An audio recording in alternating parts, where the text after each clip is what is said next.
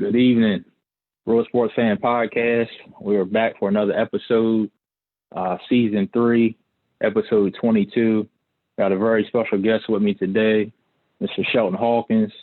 Excited to have him on here. Sir. Got a lot to talk about. You know what I'm saying? A guy that I looked up to, growing up, in the 7th grade. I remember like it was yesterday, man. So, man, I'm excited, man. Hawk, how's everything, man? How you doing? Man, first I want to say appreciate the opportunity. We talked a couple of days ago when we was at the Devin and SB photo shoot, and we kind of got to comparing classes, but it just brought that competitive back out of me. I ain't had a chance to do it because we haven't been playing no basketball, doing anything competitive ever since we've been quarantined and stuff. So just kind of having that conversation kind of gave me something to look forward to, man. So I appreciate it. Man, no problem, man. No problem at all. Like I said, I'm glad that you're able to get on and come on here and chop it up with me, man. So yes, I definitely appreciate it, man. Definitely appreciate it. And I appreciate everybody. Go ahead, Hawk. No, I'm about to. I'm actually sad we ain't get to do this live. Like I feel like live is. I know. But, Yeah. I know, man. And it's crazy because I didn't know that the situation happened where we couldn't go until like the day before, like last Sunday. And then I thought about it, I said, darn. I said that mean we ain't gonna be able to do it with Hawk either. So I was like, man, that's crazy. Yeah. So but again, I appreciate everybody, out there that's watching, and just appreciate everybody who, supporting and everything like that, man. So we're gonna go ahead and get in this thing, man. We got a lot to talk about. Probably I apologize for the tardiness. But man, we here, and again, we appreciate everybody that's watching. Yes, First and foremost, Hawk, man, like I said, I just want to say to you, because I know when we get going, I might forget to say this. I just want to say it now, man. First and foremost, that I appreciate you, man, because again, I think back, it was 97, 98 season is when you played at Easton. Mm-hmm. And I remember in the 7th grade, and I know you remember, me and Tori was always together. We'd be at the YMCA, and we would see you in there, you and Brooks, y'all working on your game. And the thing about y'all, which I always like, man, you, Brooks, James, a lot of the guys was that even though you guys were in high school, you never like looked down at us or didn't take a moment to show us a crossover or play us one-on-one, stuff like that, man. So serious up. So I want to say I appreciate you. And another thing that you probably don't know is you're actually the reason that I started watching high school ball. The reason I started watching high school ball, your season is the first season that I watched a full season. The year before, I got to see Joe and Big Mike's Warrior team, and Marty, of course, and Terry play Cambridge. Okay. And then I fell in love with it from there. And then I remember going to the following year, I just couldn't wait. I remember my cousin Kiki. You remember my cousin Kiki? Yeah. She told me about you. And I remember when the game started, I always asked her, "Hey, Shelton was at school today, right? Shelton was at school." You know what I mean? Because it was must see TV, man. Serious up. So again, I want to say I appreciate you, man. People that posted, even Albert Finch, he was talking about how he picked up a ball because of you. Tay Roberts was talking about how he loved watching you play. So I just want to get it out of the way first. Once we get going with everything, but man, I salute you. I salute you, man, for sure. And I feel like nowadays it's important to give people their flowers. Like, and it can be small, even by like you just saying that, like kind of made like, what I'm saying, like, because at the end of the day, the game of basketball has been really good to both of us. I still remember coming to your middle school games when they used to call you man child. Like you had the knee brace on and everything. Like, tell them, yo. So like, I remember you used to come to the game. You wouldn't miss no free throw. You just always just played so much. Like you just a man amongst boys when we used to come watching when you was younger.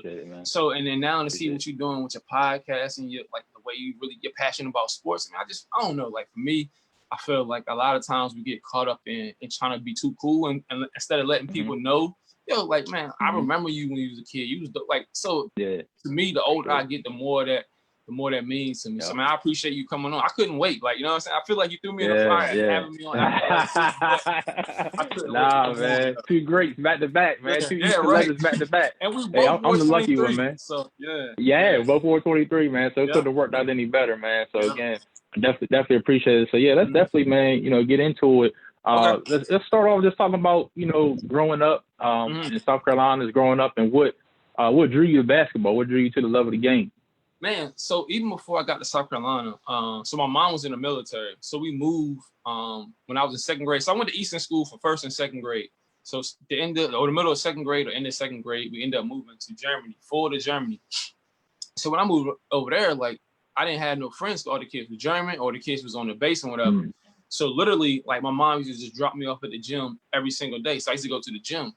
And then while I was going to the gym, man, it was this dude in there. He was like dominating. Like he was dunking everything. Like everybody always showed him so much love. And I was like, man, like I kind of want to have like that same feeling or you know, that same attention.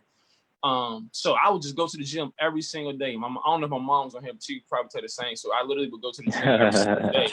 And I would bug him just to kind of be around him. And I ended up being the ball boy for the high school team that year. And that kid ended up being Shaquille O'Neal. So like from the very beginning, I was around like one of the top, you know what I'm saying? Like back, and he was young. He was a sophomore in Florida, Germany. And I remember my PE coach was a high school coach. And I used to remember like him being like, man, if you work hard, you can get the same thing. So he kind of like instilled that in me like at a very young age. And so we stayed in Germany until 6th grade. And then once I moved to 6th grade, that's when we moved to Columbia, South Carolina. Because that's where like all the military people moved to Fort Jackson. So, man, we moved to Columbia, South Carolina.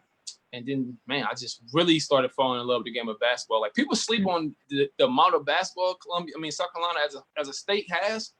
Yeah. Man, the game was just so, you know. And for me, when I was in Germany, I played up an age group. So when I came back and got to play with kids my age, I was just like, you know what I'm saying? Easy. Like the game was so much easier.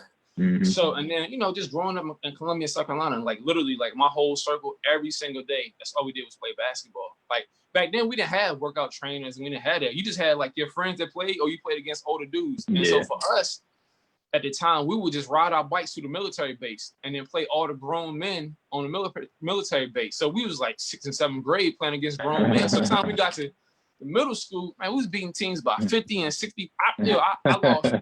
I lost one game my whole middle school career, like one game. So my 7th grade year, we was like 9-0, and then and like I said earlier, like the first time I actually dunked in the gym was in 7th grade. I don't know, I can't see your Facebook Live, but if my friend Roddy Robinson's on here, he'll be able to tell you the first time. I seen you tag him, I seen you. Yeah, like the very first time I actually dunked in the gym was in 7th grade, and the first time I started dunking in the game was 8th grade. So by the time we got to 8th grade, I was averaging like 27 points. So like I was, man, we was like 9-1. The competition was way too easy. So the high school coach at the time, which is a big school in Columbia, South Carolina called Richland Northeast. If you get a chance to look them up, like, you know, they had they host the Chick-fil-A Classic every single year. It's a huge deal. So my high school coach actually started that. But yeah, they was kind of struggling with their 9th grade team. So they brung us up, me and my friend Rodney. Man, we started right away. We started starting. First game, I had like 20-some points. So, you know. Just 8th grade. Yeah, so 8th grade, I played, you know, we played, I think the last 5 or 6 games. And then the last 2 games, we played JV. So, and it's at a 4A school. So it was a big school. It was a big deal. But even before that, I feel like I'm skipping some. I'm going to give you all the gems. You good. You good. Take your time, brother. I'm here for all of it. So before that, we all played on the AAU team. It's probably like one of the best coaches I ever had before in my life. He passed away. His name was John Brown. But, man, he was a legend in South Carolina. So we played with a team called the Raging Bulls. And we was at 14. We won the whole national. This before it was like Nike had his team, Adidas had a team. This one, everybody would play against each other. So at 14, we won the whole national AAU, and that's how I ended up getting ranked. I was like, at first I was like number 2 in the state, and then going into high school, which here they don't have that type of ranking, but in South Carolina, the basketball. I started out being ranked number 3 as a freshman. I made varsity. Man, it was just So. Man, that's what I'm saying. I told you I was gonna learn something today, man. You know what I'm saying? So, hey, that's tough. That's tough, man. And then, so even playing in South Carolina, Richland Northeast, I played with Aaron Lucas, who's a starting point guard for USC for 4 years. So I came in with 3 Division I guys that was older than me right away. Like, they threw me right in the fire. So for me, right away, like, I had to learn how to compete. And I think for mentally, it kind of messed with me because I went from being everything in middle school, doing really well in summer camps and all that stuff, and then getting to high school and playing behind a junior that at the time was going to Wofford. So I was like sitting the bench. So then mentally, it was messing with me because it made me feel like I really wasn't good enough or anything like that. So I kind of struggled my freshman year. And I think like that one was like kind of like the scope, because I kind of been the same size since 8th grade. I really didn't grow no more. I always been kind of like 6'3", 6'4", since 8th grade. So I really didn't grow anymore. And I think like that was like the first time I was like, man, maybe I got to like start working really hard. So my freshman year, I had a couple huge, really good highlights. My first dunk was against Hillcrest, which is Ray Allen's school. Yeah. South Carolina. Yep. So like I remember at the time, Marcus Camby had just got a dunk for UMass. He did this and pointed to the bench. I got a break dunk. I did. Oh yeah. So the crowd was going crazy. So like my freshman year, I feel like it was a blur. I got a chance to see. We went to the beach, slant up to the beach or the Beach Ball Classic, whatever the one is in South Carolina, and got to see. At the time, it was Baron Davis. He was number 1 point guard in the country. So I got a chance to see. It was him and Chris Burgess that ended up going to Duke. Seeing those who play against each other was like crazy. And then like getting the booklet, and it had like the top freshmen that was at the tournament. My name was in the joint. So man. Oh man, yeah, that's tough. That's tough, man. Man, see, like I said, that's tough. And like I said, I didn't know that. I didn't even know anything about Germany. So I'm glad that like you said, you even went back there. And then like you said, to be in Germany and then to meet Shaquille O'Neal and for him to end up being who he is. I met him in 06, and he was a great guy then. So I know even as a kid, obviously I know how he was, real respectable, in the Army base. So, but man, that's dope. So 10th grade, you end up playing, like you said, 9th grade was a blur. 10th grade, you end up playing good. What was the conversation, or what was the reason for going to Easton 11th grade? Did you always, was something that you and Tara talked about, or just a random, or just tell me about that? So a lot of people don't know, I actually was really good in football. Like football was probably my better sport. I played quarterback all the way up until the end of my sophomore year. For me, man, football in South Carolina is like everything. It's everything. We was at a big school. We was at a 4A school, so we was at a huge school. And then coming back, they had I was gonna be starting quarterback, so I really was like excited. But like we played AAU, so I remember. So the friend I was saying about, me and Ronnie Robinson, that summer we had played AAU, and we didn't want to play for our high school team.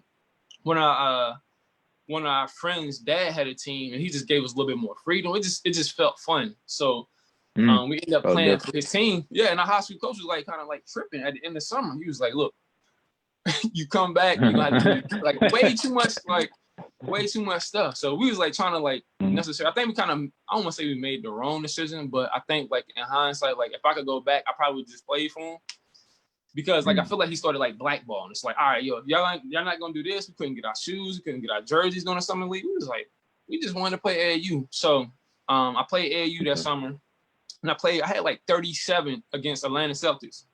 So I don't know if you ever heard of Atlanta Celtics. Atlanta Celtics is like the Dwight Howard. Anybody's ever played basketball? Oh, yeah. Josh Smith, the Dwight Howard.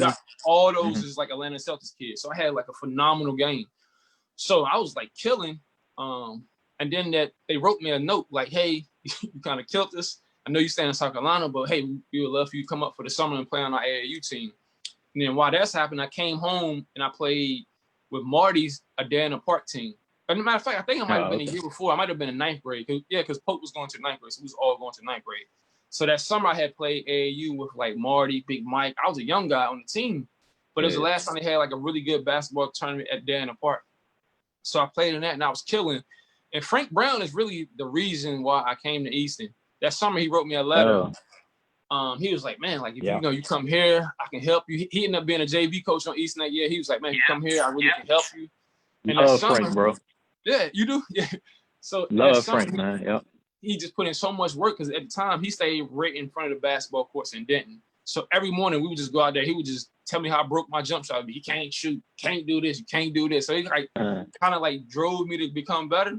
So I was like, man, I want to kind of play for somebody like that. And then I kind of told my mom, like, I think I want to kind of move back home. And so we ended up making that move, which was like perfect timing, because because they had just lost Joe, they had just lost Mike Walker. Like that team before I came in was really good too. But imagine if I'd have been on that team with Joe, Mike Walker, Terry. But That would have been. Oh man, yeah, like you said, you had it.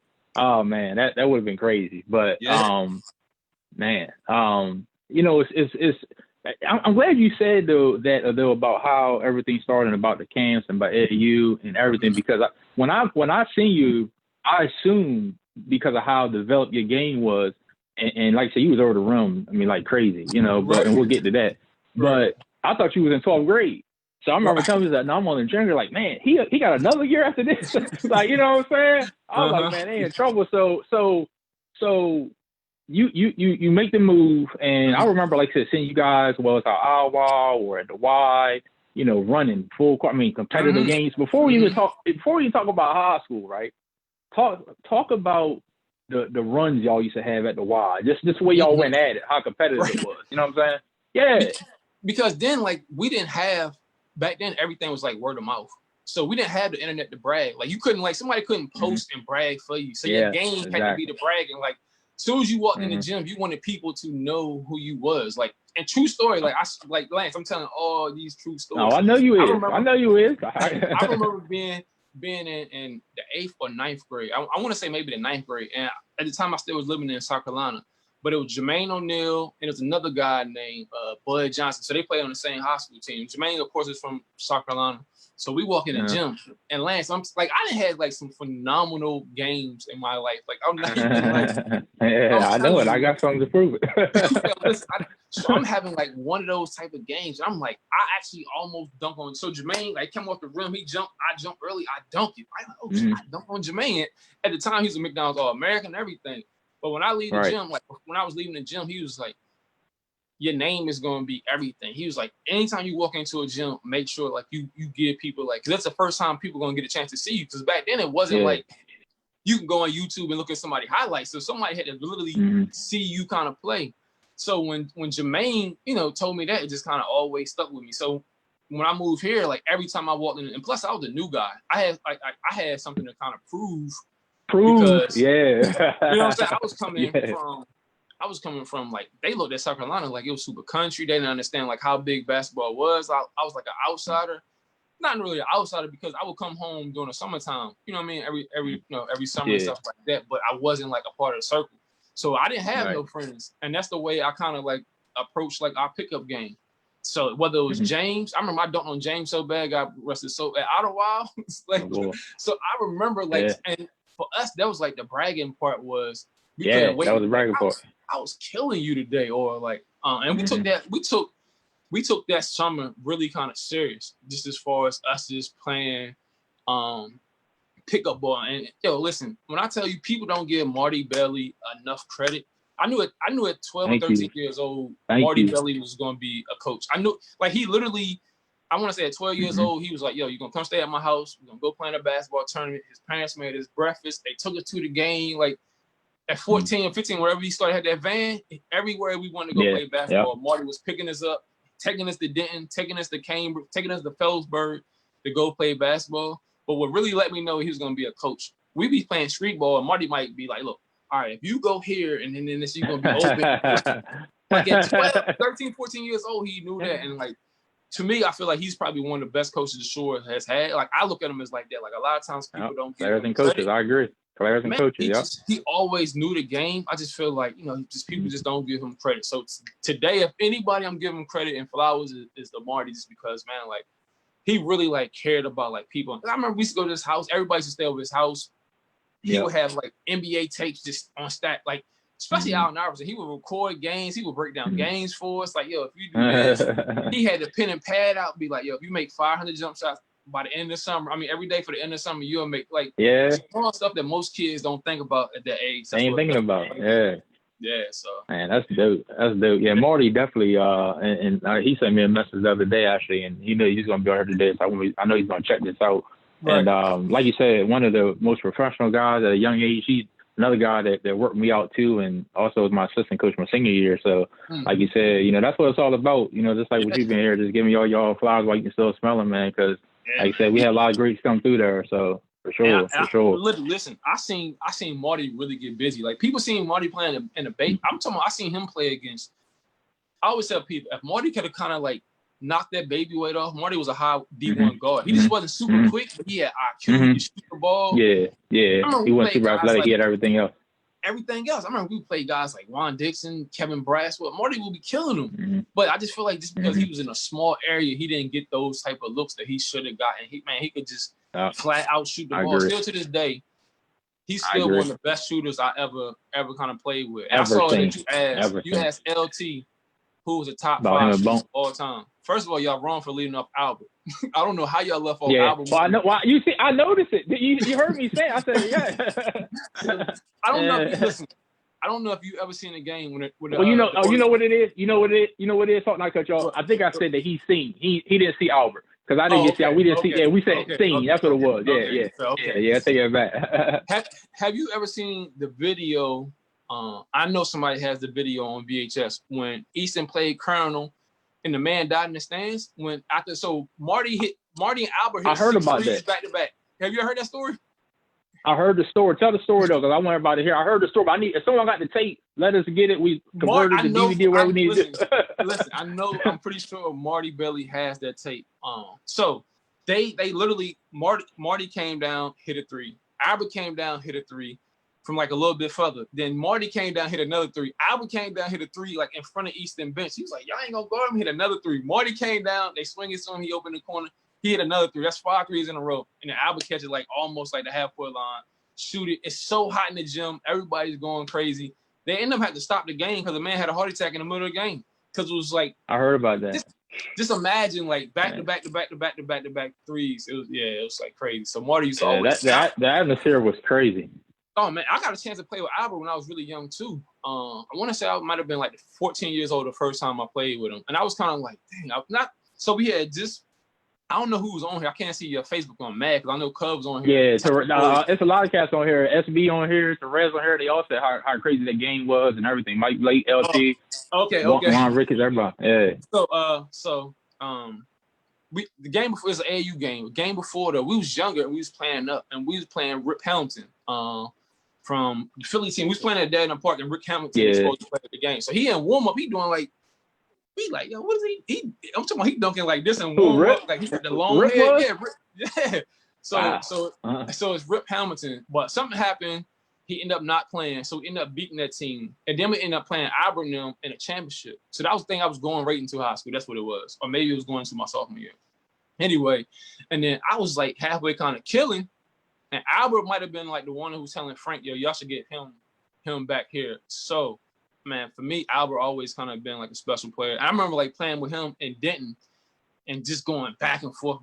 He kind of had like a chip on his shoulder because he kind of felt like, all right, young boy, like not backing down and he actually can hoop. Yeah. And then when we got a little bit older, we all played in the Kenner League, not fast forward, but we all played in that team was stacked. So I don't know if you ever heard about those games when we used to go to play in Georgetown. So the Kenner League is like the professional league. Oh, I have heard that league though. I remember Marty was talking about that one time. So Marty, let me tell you the team, and then we'll go all the way back. So it's Marty Bailey, Donio was at the 2. Donio Phoenix was at the 2. Marty Bailey, the boy Dingaling from Cambridge, the band, Albert, me, Andre Matthews. Yo, come on, man, stop. God, Haney. I want to see that tape. Haney too. Yeah, it was only like a couple. I think I might have been like at the time, I might have been like a senior going into college, but I know I was a fact like the youngest one.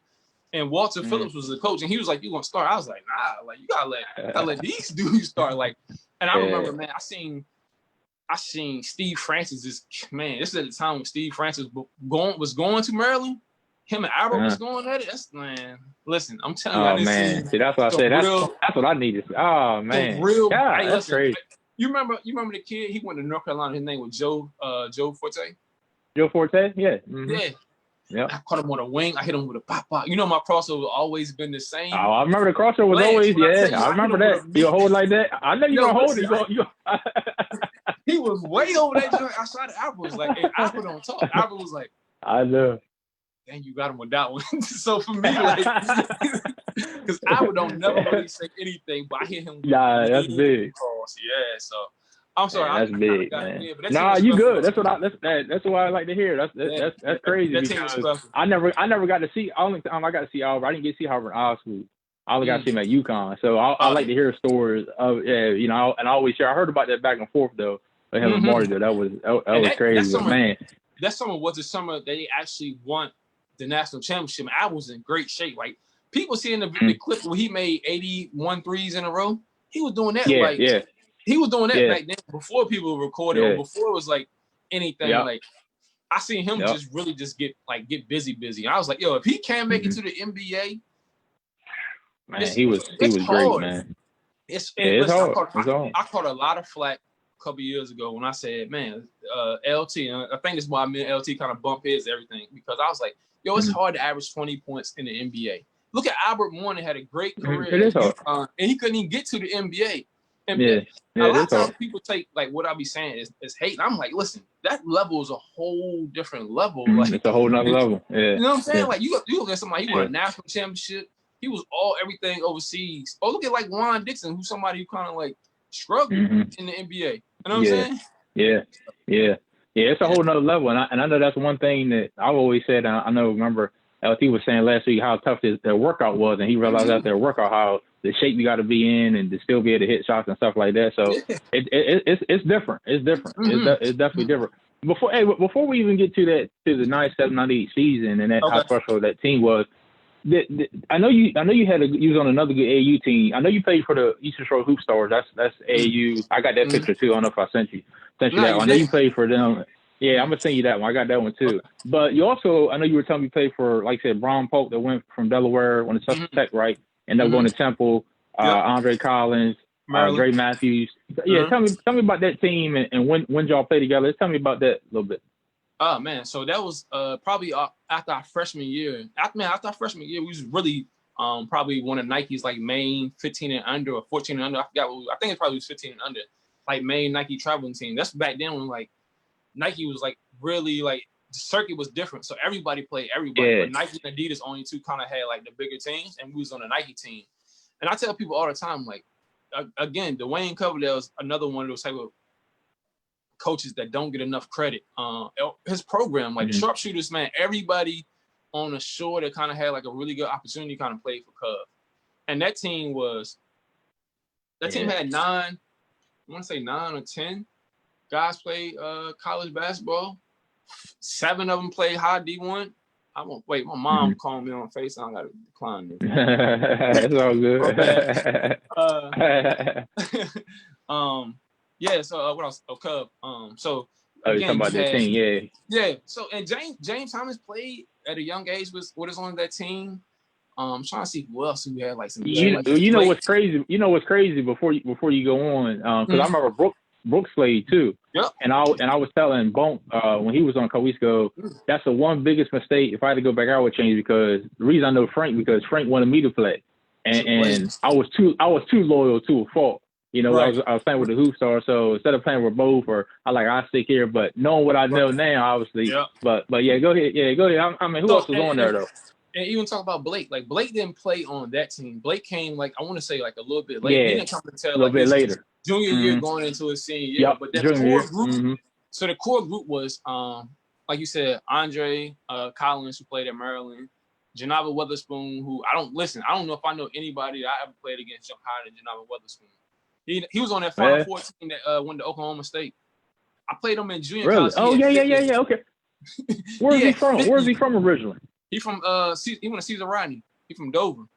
Okay. He was all everything, man. He man. At the end of the day, me, him, Carlton Dobson. Like a lot of people don't really talk about Carlton. Carlton was on that team. Yeah, Carlton. Yeah.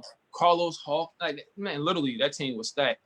Brian Polk, just like you said, that went to Temple. I still remember watching that game. He had 25 against Duke as a freshman. As a freshman, man. But he started off being like, I want to say he was ranked like number 2 in the country as a freshman in high school. He was 6'4", super athletic, could shoot the ball. Man, he had a great career, even in college. Like, but going into school, he was like all everything. Of course, Andre Matthews was he was just a stud. Like his shoulders were big in school. You couldn't get. I told you he's still doing that. Yeah, we just played against him a couple years ago in one of the leagues in Queenstown. I had to guard him, and he still was fat. I never seen nobody get the best of him. And I'm talking about like guys that went to Maryland, guys that went to Georgia. Like that 15, I don't know if Coverdale's in here, but that 15 and under team, we played everybody. So every national order, the main AAU teams, we was bumping them and beating them. Because at 15, most teams didn't have no really big kids. It was just guards. And we had probably like one of the best core group of guards probably on the shore. That's like, if you just take those 5 guards right there, and Dre not even a guard, but you just take our 5 guards, man, like all those guards played at high D1s. You got Maryland, Oklahoma State, Baylor. Like these guys all went. Poppy, you know Poppy Johnson. Poppy was on that team. I know Poppy. Yeah, I know Poppy. So he was on that. Man, that team was stacked, and Cub did a good job of just putting us. I'm gonna say from the time we was 14 to the time we was like 17, the whole summer from July from June until August, we was gone. We would only be home 2 or 3 days out the summer.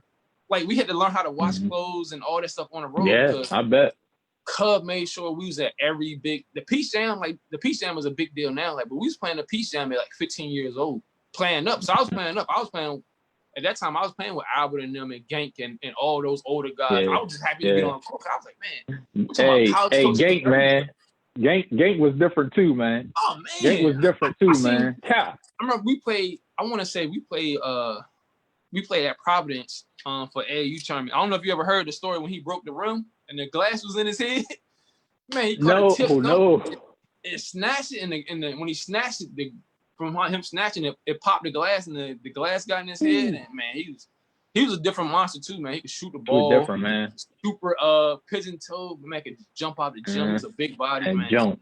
Yeah, so but that team was special. We played together for like 3 years, man. Every year we just kept getting better and better. I got 2 good stories that you probably never heard.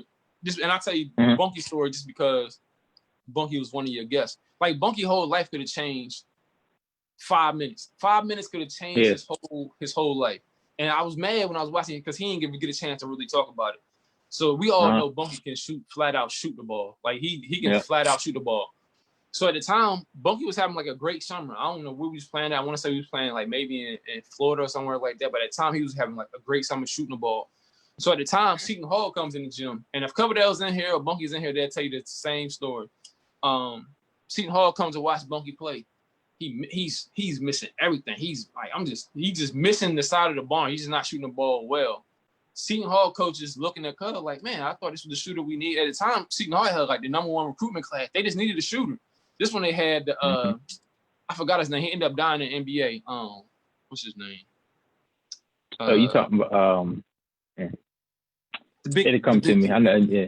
Him. Yeah, but anyway, they just needed one guy to be with that class as a shooter, and Bunky was like their guy. Yeah. But Eddie Griffin. What's his? Yeah, Eddie thank you. Man, he was #1 player in high school. He was a beast. Like Bunky would have been with that class, like that'll change his whole life. So anyway, like he's shooting the ball terrible. So the coaches look at Cub and they was like, man. So they end up leaving. Bunk make his next 5 shots. So literally, that's those crazy. 5 I never knew minutes that. difference could have changed his whole. He could have had a chance to maybe go play with that class. His whole life could have been. And man, Bunky still had a great career and everything. Like I think, like the switch was really when he played AAU and he came back going into his senior year. Going to his senior year, yeah, you could tell the difference. Confident, yeah. Man, thanks for sharing that, man. I'm gonna say something to him too when I talk to him. Yeah. And then another story is, so back then it used to be a big deal to get invited to Nike camp and Adidas camp. That was like everything. So the Nike reps is there, like the whole team is there to come watch me, Andre, it's a couple of us. And it's a big game for us. At the time, we playing Tyson Chandler. I'm pretty sure you know Tyson Chandler. Mm-hmm. Oh, yeah. and that team is stacked. So it's Tyson Chandler, Josh Children that went to Stanford. Josh Children. Yeah. Shot like that. Yeah, with the afro and the point guard. Yeah. So we're playing them. So it's like a main event. Everybody's there. And I'm like, all right, this is my opportunity to really play well. I'm going to go to Nike camp. I'm good. I struggled. I couldn't throw it in the barn. But Andre Collins, I think he had like 37, 38. And that's when his recruitment started changing. He got invited to Nike All-American camp. He did really well there. Then he goes on to go to prep school. And everything kind of changed for him. Because at first, like initially, I don't know how big of a recruitment he was getting. But after that, everything just kind of took off, man. Everything changed. And but you got on that court, on that team that we play, I think they had like 5 guys to go play in the league. And we were just playing like, it was just guys from the shore, or we had a guy from our team from Kansas, but that team we played was stacked, and then seeing like Tyson and them play, it was crazy. Yeah. That's what's crazy. Yeah, that's crazy. That's crazy. Yeah, man. So wait, what? I can't see everybody talking in the comments. What they saying in the comments first? Yeah, man. Everyone is. And I had learned that too. The first time I didn't have my other device with me, so I could look at the comments. So I learned that the hard way too. But man, everyone loving the conversation. Oh, okay. Yeah, tell them bring you something. Tell them bring you an iPad or something. But so you see the comments. But it's a lot of good comments in here. Everybody's just like, wow, and the stories you telling, and chiming in. No questions or anything yet, but we'll get a question. We'll definitely put out there. But any questions, definitely put them in the comments, y'all. Okay. So let's talk about the 97-98 season and that team. Man, I don't even know where to start. It was like you said. I know you talked briefly a few weeks back about how great that team was, but let's start from the beginning. I'm sure you went in, just like you were saying when you were playing pickup ball and at the wall, I'm sure you went in with that kind of with that attitude that I got to prove myself and that I got to get my spot too. At the same time, even though, as good as you were playing South Carolina, you still, nothing was guaranteed. The starting spot wasn't guaranteed. So what was, how was the trials? Because I know how Heyman trials are. So tell me about the trials and the practices even before the first game that y'all played Colonel Richardson, which y'all went up and down the floor 124-98 was the first game. So just talk to me a little bit about that. Oh, even before that, so I'm gonna tell you. So when I still remember when we first moved to to Maryland, we ended up living in Trapp. So we in a U-Haul truck. And my mom pulls up to an apartment, and I see Tara Corsi outside at nighttime dribbling. Tara's on here too. Listen. I seen her dribbling a basketball at nighttime, just like in the spotlight, just dribbling, working on her handles. I was like, oh, I got work to do. Like it had to be like late, but just to see like a girl outside dribbling a basketball, kind of like set the tone for me. And then once school started, to be honest, I struggled in school. For one, it was like a big transition. Like I didn't know when you knew in Easton, like all the girls kind of like you. So like I was on, like schoolwork at all. Like I don't know what happened. But, so I remember Dr. Bell called me in his office. At the time, Dr. Bell was like the vice principal. He called me in the office. Yeah. This was like no, matter of fact, before this, so I was gonna play football. And if Bunky wasn't my man, like if I ain't really like Bunk, I was gonna play football. Then I was like, man, Bunky at the time I think he was a sophomore. He'd have been a starting quarterback. Quarterback. So I was like, you know what? He's been here. I didn't even want to do it. I really should play football though, because like people do not understand. Like, I'm pretty sure. I never knew that. South Carolina, I'm telling you, once my South Carolina people like see this, they can be like, yo, football was like. People tell me all the time, like I should like football was my ticket. I mean, I could still right now. I still can throw a football. I'm still with it. Like, you know what I'm saying? So anyway. Because Tuck was still playing football too. Juwan Tucker, he was on the team too. Juwan Tucker. Because if we had Juwan Tucker, we'd have won state champion. We just needed one. I say it too. That's my dog. Yep. And he could play defense. I say that too. He was the perfect one. And he played. Him and Smiley both played a couple games and then quit. So when they quit, we didn't have enough. But we'll get to that. Yeah, we'll talk about it. So anyway, but that's good. So I was struggling with school. So Dr. Bell called me in his office, and he was like, "Look, man, I heard you pretty good at basketball, but if this is what you want to do, you got to start taking your school kind of serious." I think I had I want to say 3 or 4 D's. I was struggling, whatever it was. So I had to really focus on my basketball. And at the time, Easton used to have this thing at the middle school where the kids would play the high school kids would play middle school, like a league almost. You remember that? Oh yeah. I forgot what I know. I remember I used to see you and Turtle over there. And y'all we was over there. Yeah. I forgot what it was called, but I know we used to all play over there before the season. All play. Those are good runs too. Yeah, so we used to play over there.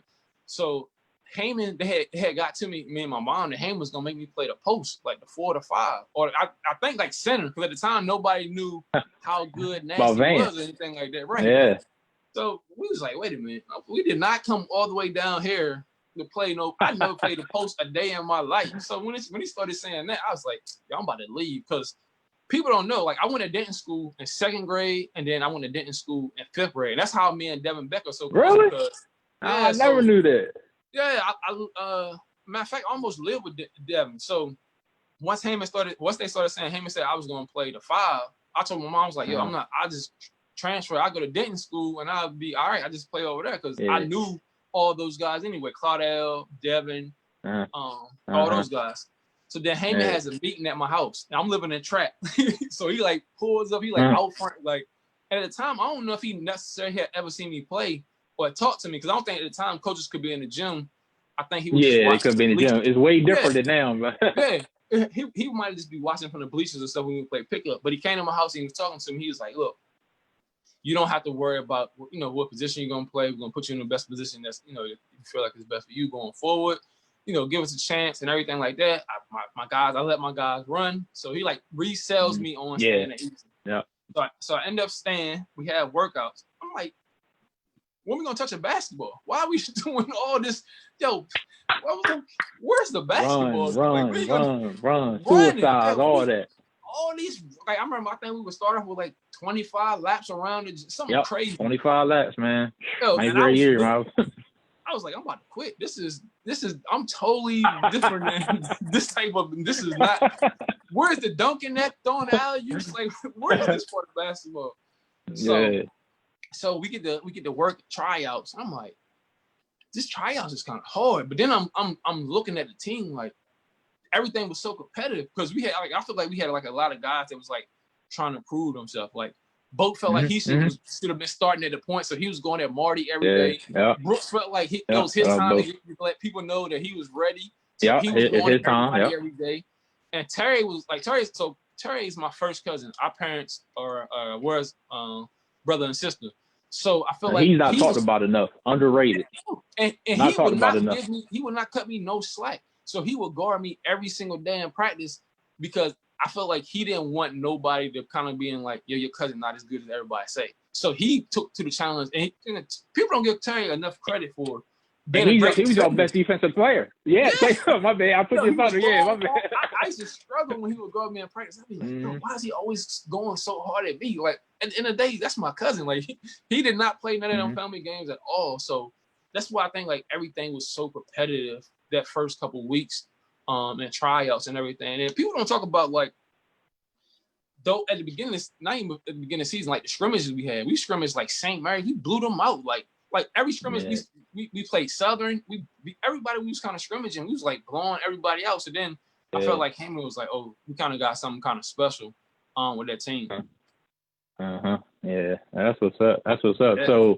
So obviously, like I said, the depth y'all had on that team, the start lineup ends up being Marty at the point. This is let people know that they might not know. Marty at the point. Right. And Marty had transitioned to the point guard that year because remember Joel was always the point guard. So Marty's going from the two to the one. Also, college is looking at him to see how he played the point. So Marty's at the point. Terry's at the two. You're at the three. James at the four, which is James is always the glue guy to me. He's always the one that kept everything together, whether it's a rebound you needed, a shot you needed. And then Big Van down low, and then like I said, off the bench you got the killer bees, like I said, with Boat, with Bone, with Brooks. Like you say, you got Soup, Darrell in there, and like you say, you did have Jawan and Smiley as well. And I think I might be missing some. I might be missing one other person, Corey Sampson. Corey Sampson. Thank you. Yeah, Corey Sampson. He was my roommate at Slant to the Beach. I think we went to go play at Slant to the Beach, and he was my roommate. Y'all did. Y'all went to play down there, y'all.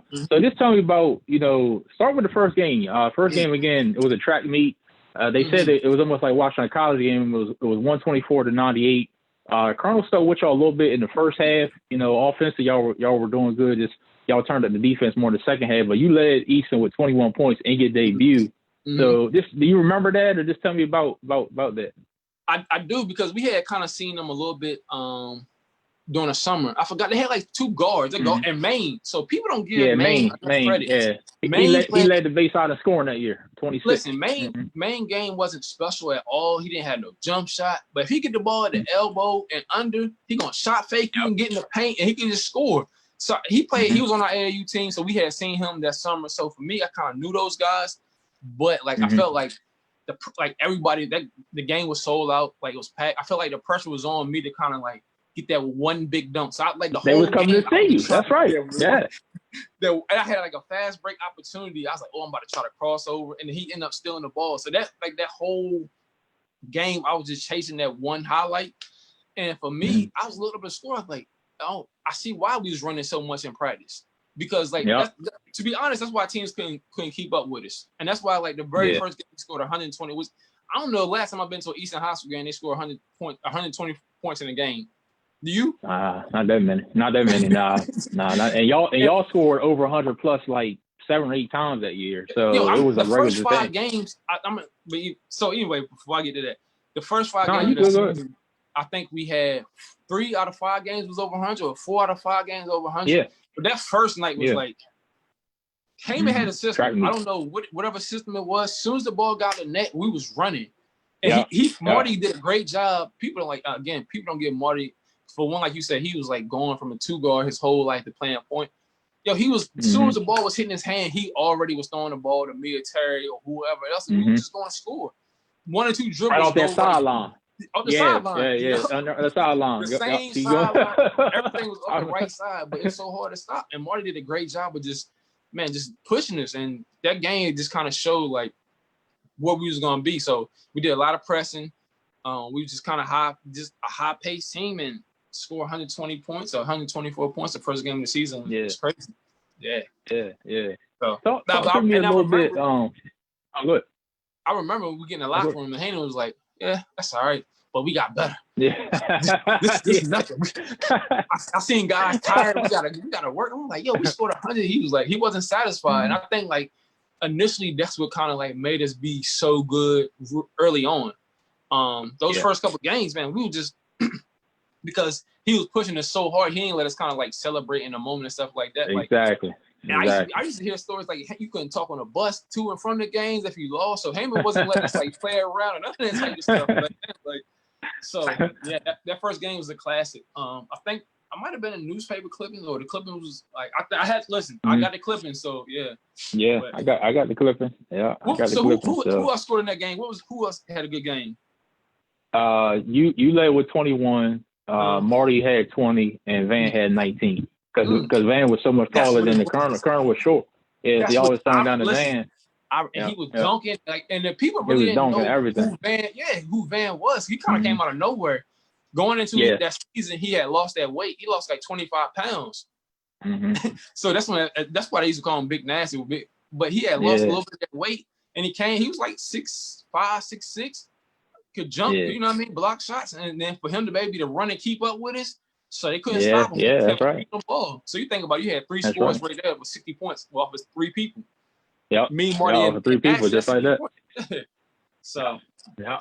And then y'all didn't miss a beat when the bench came in. So that's why the points was so much. And I'm gonna get to a couple of clips. I know it was one coach in particular that even said how y'all had guys on the bench. I was going 4 for 5. 5 for 6, so it's like get the stars a break, and then they come in. So it was relentless, man. It was relentless, but it was crazy. To me, the key, and people don't talk about him enough either, was Boat. Just because like Boat was so quick with the ball. Like a lot of people quick like with the pass, he was just quick with the ball. But anytime teams would try to like push up on us or anything, like he would literally get past guys, and guys would have to help, and he just knew how to find guys. If Bunky, I know Bunky is in here. I don't know if Boat's in here, but Bunky they always laugh who's in practice. Boat might be. And I go up and Boat slaps him in my face. I'm like so mad the whole practice. I'm not talking to nobody. I'm not doing nothing. I'm mad. Like Boat slapped me in my face. So we get a fast break, and Mike Walker, I'm not trying to throw nobody underneath the bus or whatever the case. And it's just me and Mike Walker back. And I go up, I dunk it so hard. Like I took all my frustration out on Mike. But yeah, that was I'm talking about one of them. And what's crazy is, and I don't know if you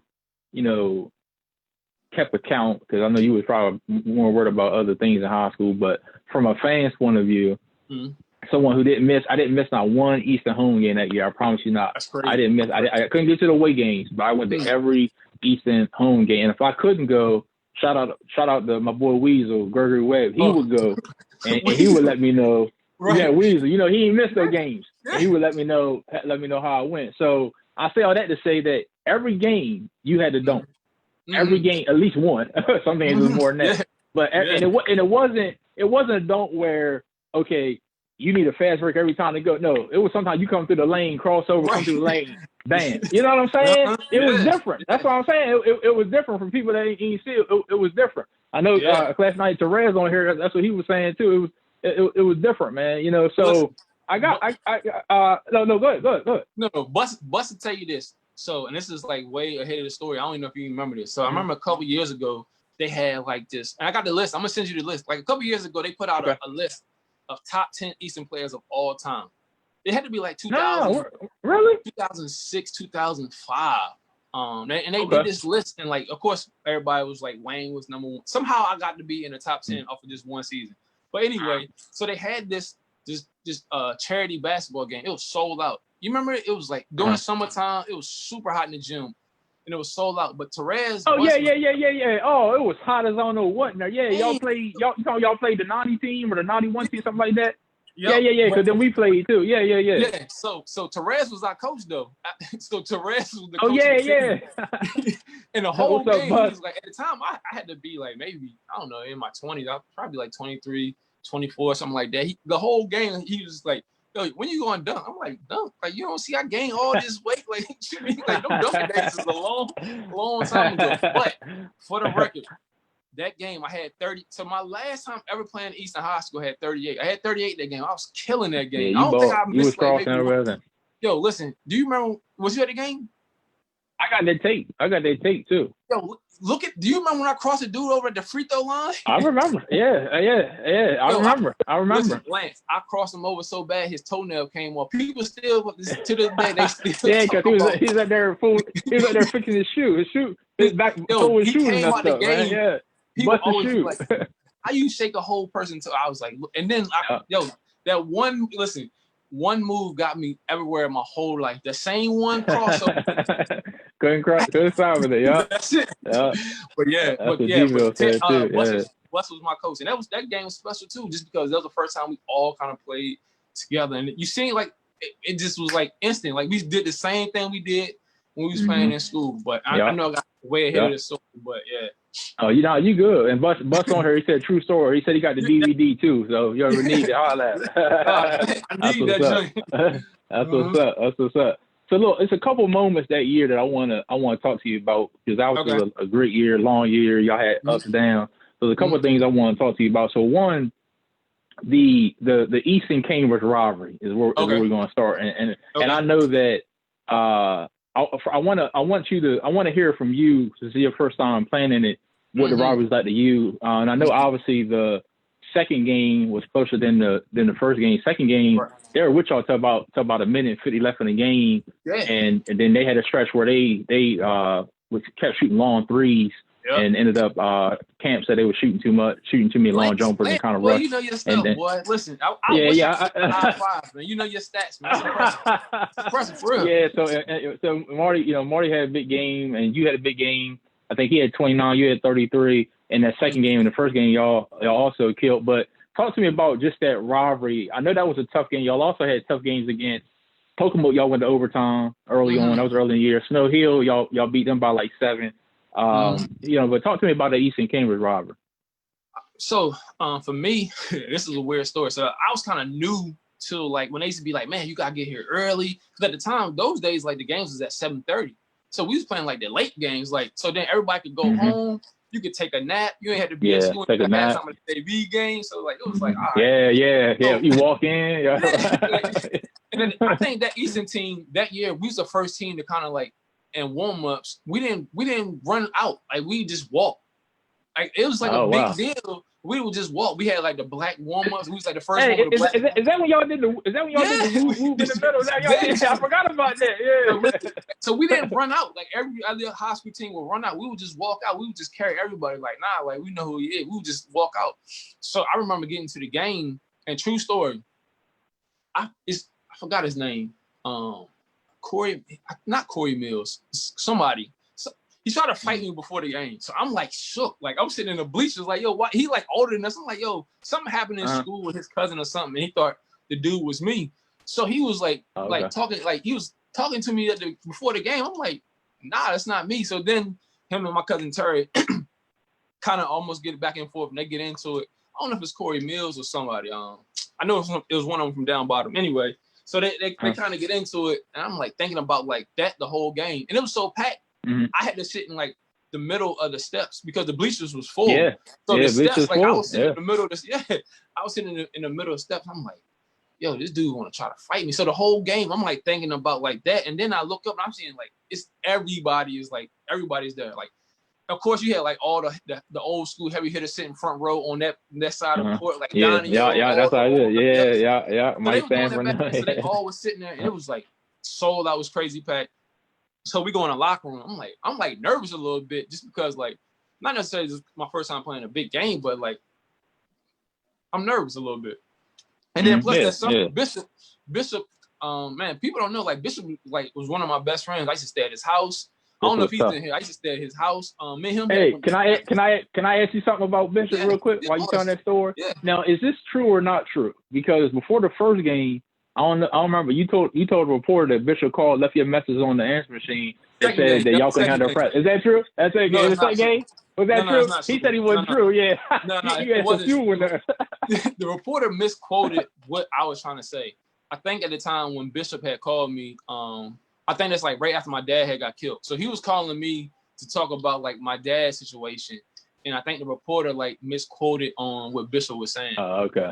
But now like Bishop literally like I stayed at his crib. Like, you know, Bishop was to this day, like, you know, he's still one of my best friends. He's a great guy, still is, yeah. Man, he played on the AAU team too. Like he didn't get a lot of and I remember playing with Easton Short. Yeah, he was tough. He was tough. Too. So anyway, so me and him, we get to the game, we get ready to start. I see his mom and his family in there, so we kind of like. So then I see them, I feel a little bit more comfortable. So then we come out. The very first off the tip ball, they tip the ball. Somehow I get a pass. They score, and then we run a line drill. I get a dunk like the very first play of the game. Rich always talk about like when we play them, I get like a dunk the very first play of the game. I'm hyped now, like all that emotion, like being like a little bit scared. I'm like, oh, we lit. I'm yelling like it's like we lit. So. And then like I don't know, they had good guards. So they, like teams that had good guards, like you were saying, like with Pocomo, they had Josh Hickman, who's a white dude who actually could hoop. He ended up going to MES. Josh Hickman. Yeah, he was a bucket. So teams that had good guards that could kind of score, kind of gave us like a little bit of problems. And Bishop had a great game. Hickman was the player of the year in the South that year. Yeah, so that's what I think. Like the first time we played them was kind of like a struggle because they guards was kind of good. Rich was good, so they got in foul trouble. They didn't get in foul trouble when I think as matter of fact, my cousin Kenny Minogue got in foul trouble. That kind of like changed the game for us too. Yeah. So, but yeah, that first game was crazy. And then the second time we played Cambridge is in Cambridge, and Cambridge gym is like different than Easton gym for some reason. Like it's different, like ain't it, yo? It's different. It was packed, but it felt like bigger. Like I don't know why. So it didn't feel like on Easton. It felt like everybody like right on top of each other. At the time we played Cambridge the second time, I want to say we probably was like 12-0, 13-0. I know we still was undefeated, so everybody was coming to that rival game, and what always kind of made me mad. Like I always read that article, and it literally Marty had a great game. Terry had a terrible game. He was in foul trouble. He didn't play. Yeah, he's in foul trouble. Blake had a good game too. Blake came off the bench, had a really good game. He got like all the news. I mean, all the cause I remember the news came to the game. They shot the game, and all the highlights was a Blake. Blake had a really good game. So I'm looking at the newspaper. They had come out. It was like Marty Belly. Shelton Hawkins, 33 points. Marty Belly. Exactly. Hey, can I say this? Hold on. I was trying to cut you off because when I read it, right? I read this a couple of times. When I read it, I was like, they said they just had 33 points, like it was like 12. Like it was just a blur. I'm like, he had 33 against Cambridge, but like I said, it was almost. Go ahead. I'm sorry. I noticed that too. Though. So that next day at practice, for some reason, I just kept fouling. I don't know why I was mad at Marty. I just kept fouling him. Like every time he got the ball in practice, like I kept fouling him. Because I was like, yo, how did they not like nothing? Yeah. I had 33. And how many Marty had? What Marty had? 20. 29. 29. Yo, yeah, he had some big. At the end of the third. Yeah, that shot kind of like changed the momentum because we was a little nervous, but he hit that three. That three kind of like, all right, we knew who he was. Yep. So, and then the funny story about the game, like I'm pretty sure if Darrell's in here, Marty, somebody had some Timberland boots. And them joints were smelling so bad, it was leaning. Nobody wanted to claim whose boots they was. So we all like hurry up and get in the locker room to get dressed. This is kind of see who boots they is, and then like whoever boots. But yeah, like those are the stories that like I kind of remember more so than the actual like. I know, and as a matter of fact, I remember I tried to throw nasty like an alley-oop, you know how and that joint ended up going in, so it's like the only 3-pointer. I had 33 points with no threes. I didn't make no threes. Yeah. Which is crazy because like I remember my homeboy, he said it like a couple months ago. He was like, "Yo, Hawkins school, like you low key was like D Wade," and then like the more I look at D Wade game, like I couldn't really shoot the ball. I could just I would agree with D Wade. Yeah, like I could score. I was athletic, especially like younger. Like I could score. I could jump. Like you know what I'm saying. So a lot of D Wade game. Like if you never seen me play, like I think that's what kind of like my game was in high school. Early on was like kind of like D Wade game. Yeah. That's big. That's big. That was like that's all they said about me. Yeah, man. And then talk to me about. Now you and Terry had a lot of, and like I said, people don't know. I think you said, but y'all first cousins. Y'all had a lot of great games together in the Christmas tournament, which we'll touch on, and a couple other games. But the one that really stands out is when y'all played your best friend Devin Beck in North Carolina, when y'all combined for 52 points. He had 27, you had 25, and they only had 45 as a team. So what do you remember about that game? I know you Lance, wait until you grab the clip. I got the clip. Hold on. All right, go ahead. Everybody go Real Sports Fan Podcast. Real Sports Fan Podcast. And we chopped it up with a big homie, man, Shelton Hawkins. And we've been talking about a lot. You know, start talking about him growing up in Germany and in South Carolina.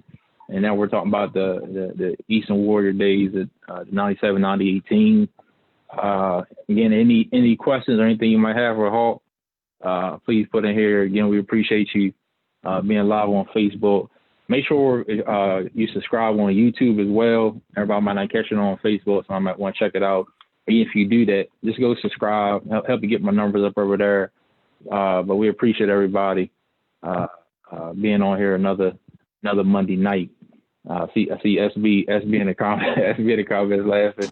I see he did tag that. And SB already said you had the slowest crossover, but it always worked. Listen, he knew it was coming. Listen, Lance, I'm gonna give you a gem. I'm gonna tell you why SB don't like me. So this is like when we grown. So I'm a little bit out of breath for them steps. Hold on. Oh, I got the clip right here too.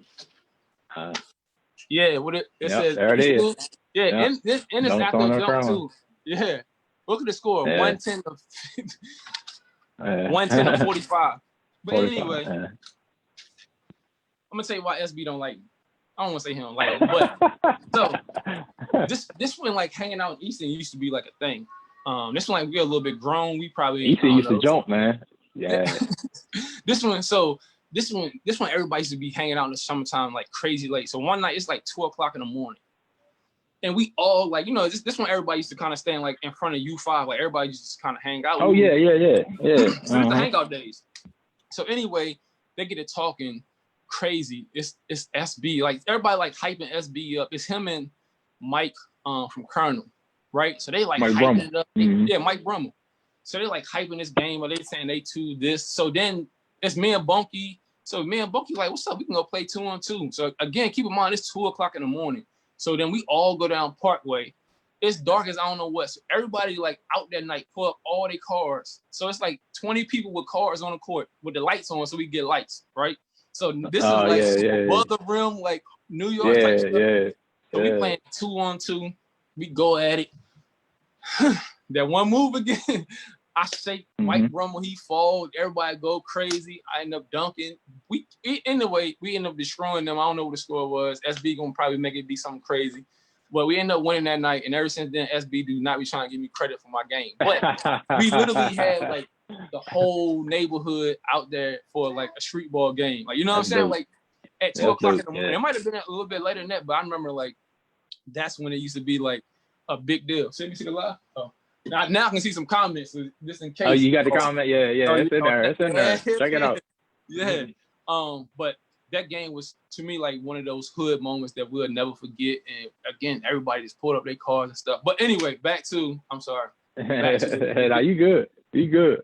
Just because of Lance, I came to drop some gems because I feel like it's time, man. It's time for because and let me tell you why it's time. Let me tell you. I'm gonna answer for you. One of the reasons I'm gonna have you on because sometimes as time passes, you said it's slam.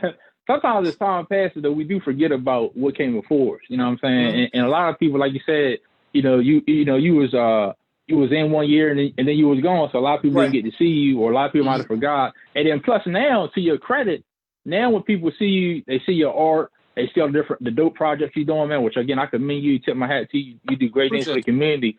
So they forget about that you was also a ball player, that you also did the on the court. So it's time now. That's why I want to give you this platform to go ahead and give you the stats. So go ahead, sir. It's your time. No, that's why I was dropping. That's why I was ready. Like, I made sure I did my homework. I made sure I got all my articles ready. Like, I literally got I was ready. I made sure I was prepared. But anyway, that game, like I was saying, like, a lot of people don't know, like, me and Devin's relationship. I literally, most summers, I would stay at when I would come home from South Carolina, I would stay at his parents' house. So his family was like my family. So at the time, the first time we played them at Denton, I didn't have a good game. I had a bad game. I felt like I was playing into the crowd too much. And the crazy thing about it, I don't remember if you know this. He had a good game too. Yeah, they had a kid on that team on JV. This is my first time ever seeing somebody get dunked on a JV game. A kid named Brandon Warner ended up dunking on somebody from Easton team at the JV game. Man, JV. Yo, it was crazy. I want to say, I forgot who he dunked on. Somebody in here probably going to know who he dunked on that game. But I forgot. Anyway, like, we was watching the JV game. So I'm, like, talking to Devin and his family and everything. So I, like, played terrible at North Carolina. So for me, when they came to Easton, this was, like, my revenge. Like, I had to, like, all right. Really what it was. And the crazy thing about it, like, I tell people all the time, like, I remember seeing, like, Devin mom, like, cheering for Devin them at the beginning of the game, but, like, towards the middle of the game, I felt like she was just only cheering for me. Like, I feel like so much and so fast. And then, like, the crazy thing about it, like, Claudell Henry was the point guard of that team. Me and him, again, so at second grade, we all sat together every single day. Me, Devin, my homeboy Steve, Claudell. So when we get to high school, like, I'm looking at these dudes like, man, we grew up our whole life together. So when we played them, Heyman was like, yo, we just gonna press them. So we just literally trapped them the whole game. They just couldn't figure out how to beat our press. And we just scored, at a really high rating. And I always tease Devin. Devin don't like talking about that because he, like, ripped me. Yeah, that's what he said on that, Like, I'm pretty sure he's gonna tell that story. He, like, crossed me over. So I chased him down. When I tell you I glasses, I caught it on the glass so hard. So then his mom was like, you ain't gotta do my baby like that. So crazy. That's what's up. Yeah, I was wondering about that because I seen the numbers and like I said, you and Terry, y'all put in work. And before I forget, one thing about Terry that year people don't know is he got 1,000 points that year too. Not that game, but I just want people to know. He's on the wall with 1,000. Like I said, that's why I say some people times hear all these names, but I don't never hear Terry's name. He did offensively and defensively. Yeah. So I always see him when I was at the Y before quarantine and stuff, we would always run each other and talk. But man, he was, like I said, shooter, defender. He could do a little bit of everything. People don't give him credit. Like, Terry was like one of those guys, like what we would say, like Clay. Like, he didn't do a whole bunch of dribbling. Like, Terry ain't gonna dribble you to death. He's gonna shoot the ball in the corner. Yeah, he's gonna catch and shoot, and then, like, he had really long arms, so he was, like, really good on anybody who could score. We always would put Terry on. So for that whole senior year, like, that was his main thing, is like just being a defender, and he locked down like Terry could play, man. Like, I always felt like I always, and to be honest, I felt like when I was younger, like, he kind of pushed me to be better because I always felt like people thought he was better. So, like, for me, I had like a point to prove. I wanted to, like, I could never beat him one-on-one. I don't know if I ever actually beat Terry one-on-one until I got to, like, college. But all through school, I could never beat him one-on-one. Like, when I was little, there were two people I could never beat.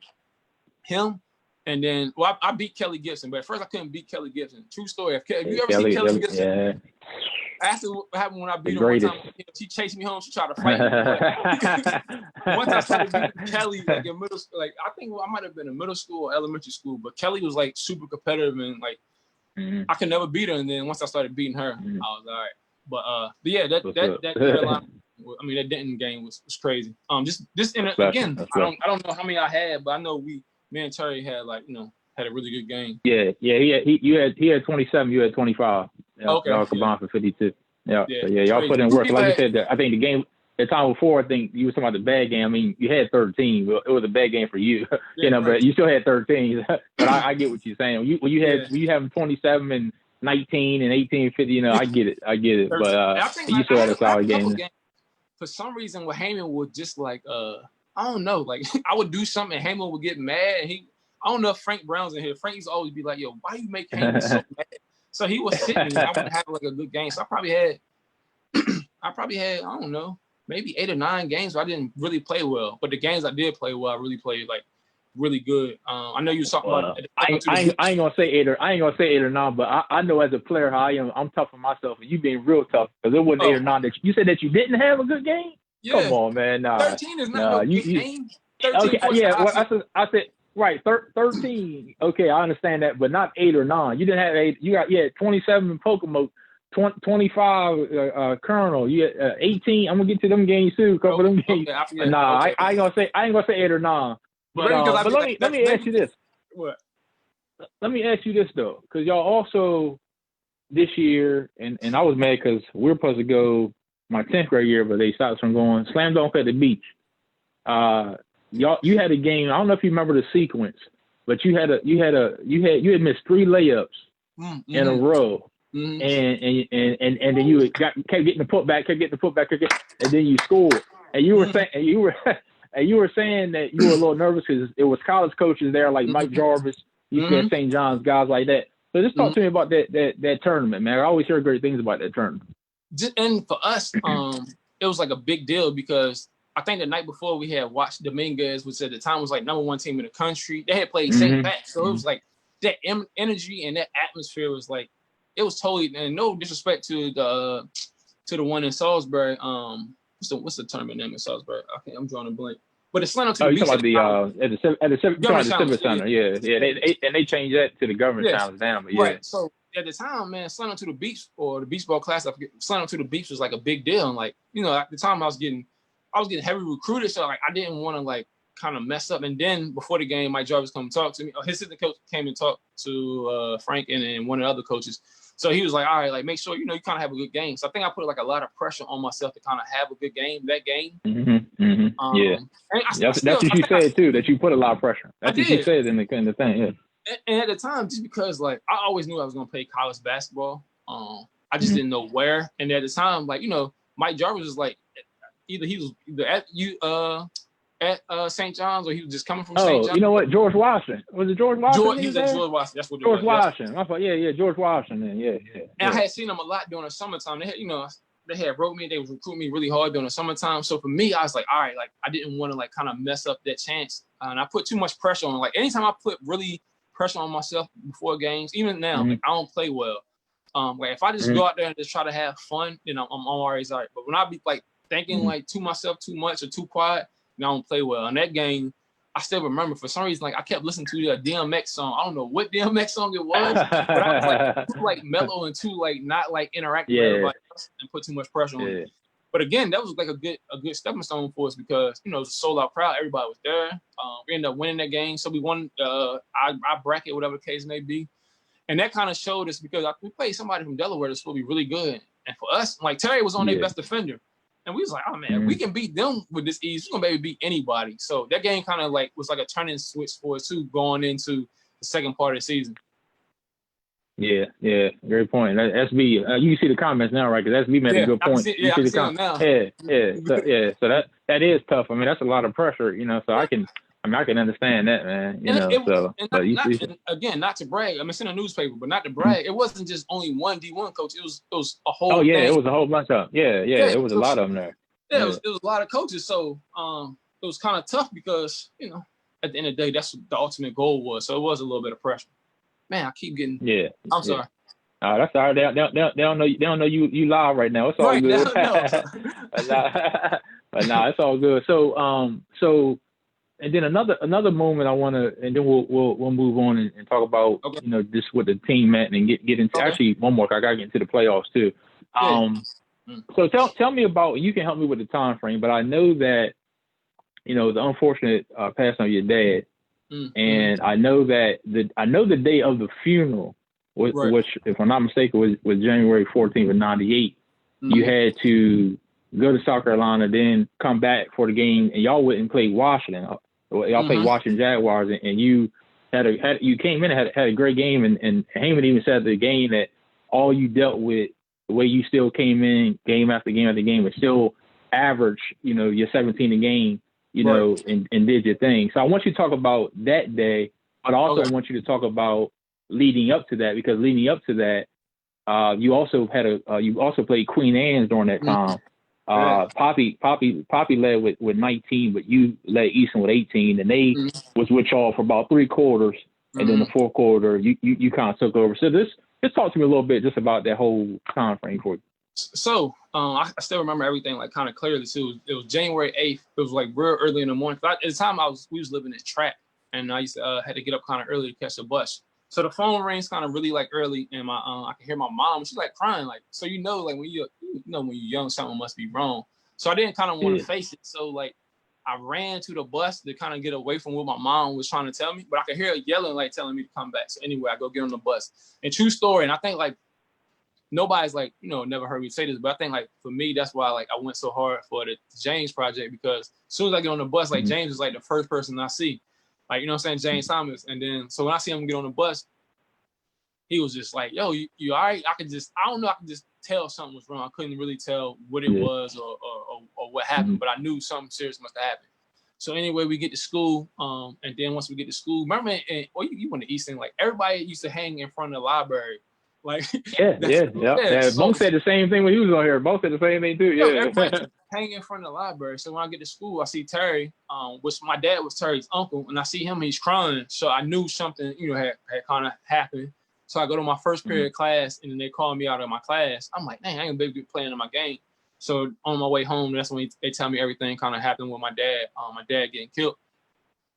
So I was like, man, like I can't not play. You know what I'm saying? Because like at the end of the day, like my dad has always been like one of my biggest fans. Like, what I'm saying? I knew just because he had seen me in South Carolina when I wasn't playing as much. Like he used to come to my games no matter how much I was playing as a freshman. My sophomore I played a lot, but my freshman year, he still would come to every game and everything like that. So I was like, man, he would want me to play. At the time we was playing Queen Anne. So I leave school. I go, they was like, well, because I think I had to stay at I think it was 1 class or 2 classes to be able to play. So anyway, family, so it was a death in the family. They just told me I just had to stay first period and then I could leave. So then I came back, I met the team, and then we went to go play Queen Anne. And I had like a really good game that game. Like people don't understand. Like, I don't like when you see Poppy, I dunked on Poppy. It came out like at the end, and then he tried to fight me, so he got a tech. So then that's why like the game kind of turned around. But yeah, that game like kind of changed everything. And then I don't know. So my other first cousin played for Queen Anne, the Hollis boy. Kyle. Youngest Hollis. Kyle. Kyle. So Kyle's my first cousin also. So seeing him at the game, and Terry also played in that game too. So we always kind of emotional. I just remember being in the free throw line, and every time I made a free throw, I was just pointing up to the sky, like for my dad, like letting him know, like what I'm saying, like this was for him. Yeah. And then like I think like it didn't really hit me until we came back from South Carolina, like seeing my dad's house kind of shot up, and then like kind of seeing like his naked body like laying on the table, like it's what I'm saying, like all that type of stuff. So people don't know. So we was watching film. I'm giving real honest gems. So something happened when Heyman was like yelling at me. So I quit. I quit in the middle. Like I quit that season. That was the only time I ever quit anything in my life. Just because again, I was 16 years old. I had all that stuff on my shoulder.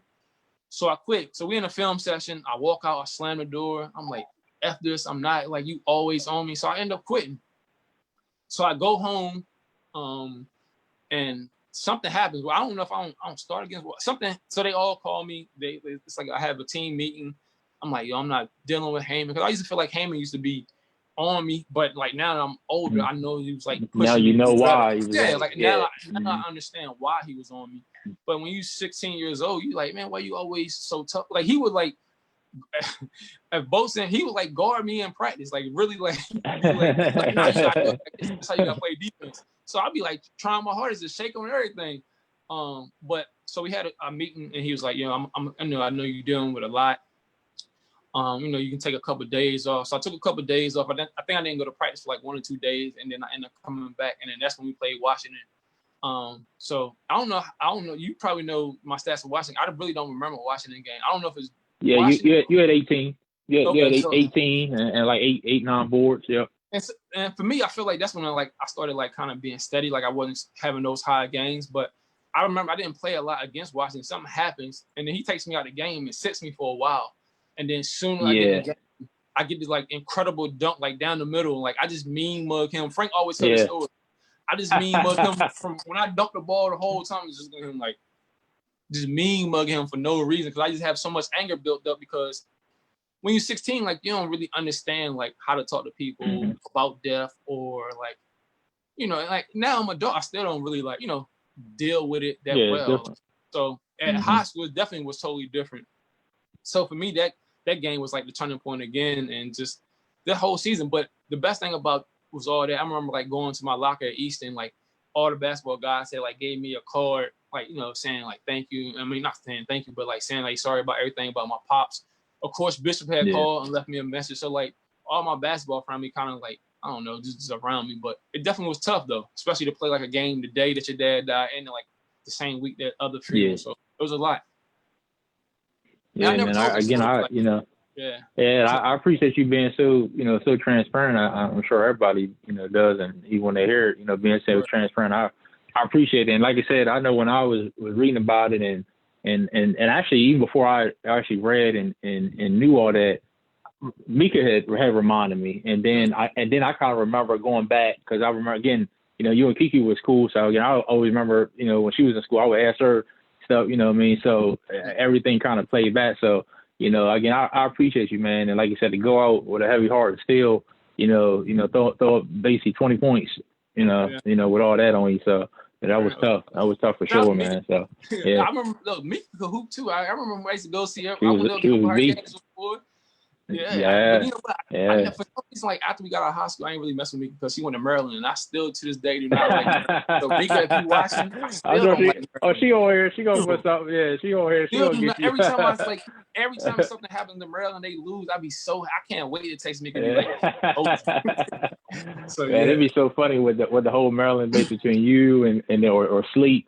And our Sleep always going at it too, man. With Duke, listen, so Sleep be ready to fight people when Duke leaves. You cannot Sleep don't play them type of games. Like when Duke leaves, don't send him nothing. You know, I'm a USC fan, so I understand that rivalry. Listen, I feel bad. A couple years ago, like I want to say 3 or 4 years ago, I bought Sleep like a Grant Hill Sports Illustrated National Championship, and he signed it. And I bought it for Sleep's birthday, but for some reason I just couldn't never like give it to him. I just can't like make myself give it to him. Nigga, if you don't get out here, man. I know all these terms, man. Cool, that's what's up. So, you know, obviously for some people that might not understand, y'all basically was, and thanks for sharing the article today that you did about after y'all had to forfeit the games and all that, because I hadn't seen that part of the article before. But just talk to me about, you know, I don't know if you know, but my 12th grade year, that happened to me. But we were only, at the time, 6-1, tied for first. And y'all were 17-0. You know, basically, the season's almost over, and then y'all find out. So at least we had some time to. So just tell me about the mindset y'all had and how pissed y'all was. I know y'all were mad. And then just about, you know, how disappointed you was in having to forfeit the game. Yeah. So for me, I remember, like, in practice, we didn't have enough people to maybe to run 5-on-5. So that's why I was saying, like, Heyman had to guard me some time in practice because we only had 9 guys. And so it was hard to, like, get some really competitive run at practice because, again, we only had 9 guys. So Heyman was like, he would let Brandon had a really good sophomore year, too. Like, Brandon was playing well on JV. So he would let Brandon kind of practice with us. And then it just, like in the newspaper, it said we was beating teams by, like, 28 points or something like that. Like, for me, it felt like we were just blowing everybody out. So a lot of times we really wouldn't even play past the third quarter, or we play third quarter, fourth quarter, really wouldn't play. Right, you just put them in at the end of the game and stuff, Right. So we didn't think nothing of it. And I remember, like, it was one day after practice, they called us all in the no, matter of fact, so I think Heyman kind of not Heyman. I don't want to blame nobody's name. I think we messed up. It wasn't Heyman's fault, but when we played Denton, I think we kind of ran up the score. So Denton's coach was like the first coach to kind of like whistleblow and kind of be like, yo, you know they. And he said something to the staff like before that, but I think it's because the way we beat him was like, you know, you seen the score, so I think like he didn't take that lightly, like because we was trying to like run up the score on him. At the time we wasn't. I'm just saying like we just playing basketball. So he ended up telling or calling the people like, hey, they got a legal player playing JV and varsity in the same day. So we had a meeting after the game. I mean, after one day in practice, they all called us all in the room, and they kind of told us what happened. So of course the seniors was like mad because at the time we was number one. We was ranked number one in state for our division. So we was like gonna have home court advantage and everything. So of course they was mad. And to be honest, like I never told. I told like my friends, but nobody publicly. I felt like I did something not necessarily selfish, but I kind of knew. So I knew I was leaving Easton at the time because, again, I was already kind of talking to college coaches, so I knew that education-wise, I had to go to a prep school. I had to go to a private school to be able to get my grades better. So in January, when everything kind of happened with my dad, remember I said I quit? I kind of knew. Yeah. I kind of knew I was going to end up going to another school. So for me, I felt like I really wasn't invested in much as everybody else. And I feel like towards the end of the season, you can kind of see like, well, my numbers started going down because my mind was kind of like on somewhere else. I never, again, I'm just giving you like gems I never kind of talk about. But so when everything kind of happened, I appreciate you saying that, not to cut you off, but because one thing I was going to ask you was, did you know before the season, mid-season, after the season, if he was going to leave? Because I'd always heard that Shelton only going to be there for 1 year, and he's going to, not to cut you off, but thanks for it. You know what I'm saying? Yeah. So I knew I was going to leave. So I knew what school I was going to initially. Even before this, so back up. So like going into my 9th grade year, I had the opportunity to go to Oak Hill. Me and my friend Ronnie Robinson. But for some reason we didn't want to take it. Like looking back, like I should have took that. Like especially with all my momentum going into high school, I should have took that. But we ended up not going. We ended up going to public school. So this time when it came around to be able to go to like a really high quality private school, I wasn't turning it down. So I knew in January that I wasn't going to come back to Easton. So I kind of like felt like I was like a little bit disengaged, which is probably wrong. But at 16, like you just kind of like you selfish and you don't know that you're selfish. So and I feel bad, like especially for guys like Marty and Terry and Boat and seniors and stuff like that, who everything for me, I just knew it was like just another chapter in my life. So anyway, after we started fourth in the games, like everything just felt different. Like the practice wasn't competitive no more. Like we didn't really like have fun with everything because we felt like we worked hard to be undefeated all year long, and then somebody just to take those games away from it just wasn't the same after that. I felt like. I got you. That makes sense. That actually makes sense because obviously, and that transition right into the playoff game against Decatur, and that's what I want to get into because obviously you guys were better than them. But I figured it had to be something. I mean, mentally. Yeah, then in regular season, my third, so I figured, mentally, because I remember I didn't go that game. I remember like yesterday. I remember Weasel coming and was like, man, I said, what they win by? He's like, man, they lost. I said, what, man, get out of here. I thought he was playing. And then he was telling me, I was like, come on, man. So just talk to me about that game because I know y'all were up, y'all were playing, decently, but then the fourth quarter come. Do you know that only you and Marty scored in the fourth? Y'all had 5 points in the fourth and only you and Marty. Or you scored on the don't. You crossed your eyes and then came in and don't. And he got an and one. Yeah, but what happened? I mean, I know everybody always asks that. I know you probably get tired of answering that. So hopefully this is the last time you got to answer that. I'm going to tell you what happened. It happened before we actually got to Decatur. And people don't talk about Heyman changed. He did it for senior night. So senior night, he started Boat. And he put James at the 5 and he made Nasty come off the bench. So it messed up the rotation of the second unit. So I don't know who we played for senior night. Anyway, we blew them out, but we was blowing everybody out. So we did really well. And I think the staff started like, oh man, like if we start Boat and we put Marty at the 2, Marty would be able to score a little bit more. Cause I think Marty wanted to kind of score a little bit more because he was, he wasn't scoring as much because he was at the point. So we get to Decatur, Boat starts and it changes. Again, this is our second game. So now it kind of changes the way our offense was going, because Boat was usually coming in with the second unit and kind of like keeping that unit going and afloat. And I never, like I told you early on, like I never played the post. I really wasn't like, so they had me playing the 4 to 5. Me and James were playing the 4 and the 5. So it just changed like our flow of the game. And then for some reason we didn't run. Like we didn't run at all. So Heyman used to have this thing where it was called like red, yellow, and green. Red means like you kind of like walk the ball up. You're going real slow, and yellow is like you just playing cautious, and green is like you just playing. So for some reason, we was in red the whole game. We tried to I think the score of the game was like 50-some points. Yeah, that's what, and that's what was weird. It was in the 50s, and that's what was weird. Looking like, why are they?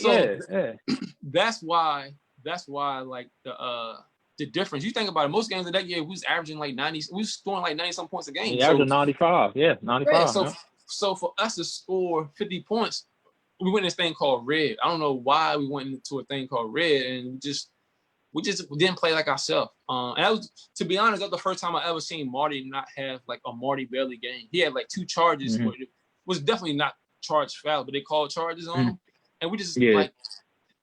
It got so loud in that gym. I'm telling you, it got so loud in that gym, and all that pressure. And then Terry got like a foul at the end, and he was upset. I'm telling you, that forfeit. When we forfeited those 9 games, it just took all the momentum out of everything. Because we'd have beat Dunbar at Chesapeake, man. Because Dayton only lost to Dunbar by 12. At that time we had scrimmage. We had beat Southern in the beginning of the year. They blew out Dunbar. So that was our state championship to kind of like at least get us across the water, and we just kind of just gave it away. And then I don't know, I just feel like that moment like kind of changed everything. Like, you know what I'm saying? Like I feel like that Easton team could have been really special, really put up there with the greats. But that always gonna have that like that the asterisk where the forfeit and stuff like that. So it just doesn't get as much recognition as it should be. And I feel like, to be honest, like people don't talk about like how it impacted Brandon Potter. Like I feel like people for a long time used to kind of like be upset with him. He was just a kid playing basketball. I got you. Nobody never kind of looked at it as that way. You know what I'm saying? I just kind of feel like, and so he went on and had an amazing life. Another Maryland fan, or Maryland, Maryland too. But I just feel like I just always feel bad for him because like people used to kind of be like, "Well, why?" That's a great point. His fault. Yeah. He just wanted. It wasn't his fault. Yeah, he was a kid. Yeah, and like you said, it wasn't his fault. Like I said, he's getting in at the end. Y'all already is blowing the teams out. So, and let me say this before I move on. Because I was even saying earlier, like, I got a lot of, and I know you do too. I got a lot of South Bay side friends, and I know you do as well. Play with a lot of guys. This would never happen on the South Bay side. Same thing what happened to us when they said we had an ineligible player that we really didn't have either. And that's a whole nother story. That's coming as well soon. Right. But that would never happen on the South. Like they don't do stuff like that. Like you said, whether it was a coach saying something or an administrator or another coach, that's not happening. I know so many guys have transferred to different schools that I play with. They don't care. Like that's not, you know what I mean? So, but yeah, I was wondering about it. I didn't know y'all changed, how y'all played in the lineup. So all these years, I'm finding out something new. I never knew that. So I always wondered about that. So. I appreciate you sharing. And to be honest, like I don't know how many years now, 20. Like it's still hard to talk about. Like every time Marty and them talk about. Yeah, I bet. Yeah. Marty, they kind of feel like that was their year. Like they were that was so hard for that, and they kind of like they kind of be robbed of the opportunity. Yeah. And then for us, we had to. It was like the second round of playoffs. I don't know if it was the first or second. It might have been the first round of playoffs. Like and Marty had. It was the first round. Yeah, well, the crazy thing is, though, it's who's going to look at them. Georgetown, different schools like that, and it's crazy because the way it would have been set up, first of all, y'all wouldn't even have played Decatur, and it's funny y'all played Decatur because I think I told Bunk this that when we lost our games, we played Decatur first. I don't know what's up, but y'all would have never even played them. But at the same time, if y'all had won that game, do you know who y'all would have played? I'm gonna give you a little trivia. You know who y'all would have played if y'all won that game? Played Denton, right? Yeah. Y'all would have played North Carolina. They were waiting. We played Y'all played that. And so that's why I think crazy, like, the coach is smart. That coach is smart enough to like kind of be like, oh, if I take I just feel like, man, that kind of like messed up something that could have been really special. But I don't know. I just feel like 16, I definitely. Looking back, I definitely handled it wrong. Like everybody was crying in the locker room. I wasn't crying. Like I was like, my life about to change. Like I'm about to go to a private school. Like I got you. And now, like that I'm older, I'm like, that was selfish. But like that's just me. That was at the time I didn't understand like why Heyman was so hard on me. So like I don't know. I kind of like took it out on him. I was like, all right, I'm gonna prove to you, like, you know what I'm saying, like what you like. So I purposely knew I wasn't gonna come back to Easton, which would have been I would have had a great senior year. Like, you know what I'm saying? Like, I would have been good. But I was like, nah. It would have been crazy. Yeah.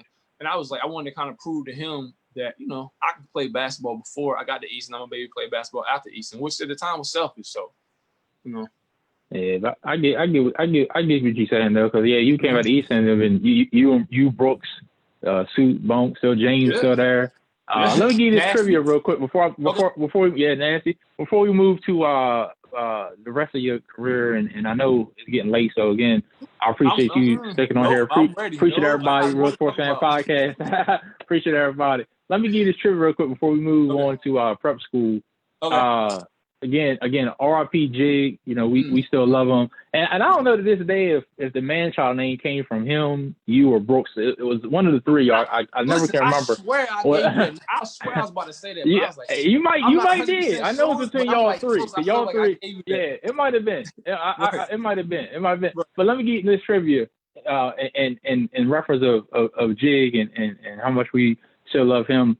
Can you tell me what game he averaged, or he scored, the most points in and I'll give you a hint. It was 23 points, and it was 5 of y'all in double figures, including you, that game. Can you tell me the opponent?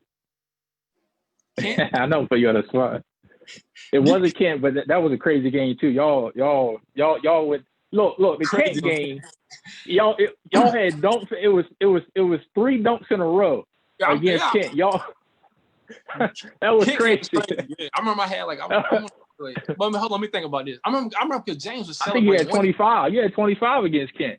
He was killing one game too. I'm trying to think what game it was. Yeah. I'll tell you if you ready. Give me something else. So give you multiple choice. Okay, I'll give you multiple choice. Right. So, and who'd you just say? You said Kent. Who'd you just tell me? Kent. Okay, so Kent. Between you said Kent, right? Okay, so between North Dorchester, Colonel, and it was actually Colonel. 23 Colonel. Yeah, then y'all had 5 double figures. Yeah. I'm gonna tell you why. I'm gonna tell you why I knew James had a good game against Colonel. I should have known because James' baby mother she went to Colonel. So at Adrian. So at the time, that was his girl. So he wanted to have a good game against Colonel. It was his time. That's what's up. It's all good. It's all good. Yeah, he definitely shot the lights out the ball. He was like, "Yo, I told you I could score." Because James that year he didn't really try to score. He just did he just did what he needed. He could do it if it needed. He already needed to. Yeah. Yep. That's crazy. We had 5 people. That's why I tell people all the time. Like that team was like that 88 team probably was tougher than us. They probably nobody had anything that could do with Wills. Wills to me is I feel like the best Easton Warrior of all time. To me, he's number 1 on my list. You said Wayne? Yeah, Wayne Wills. Yeah. Wayne, they don't talk about Wayne enough. And then they had big West corners too, right?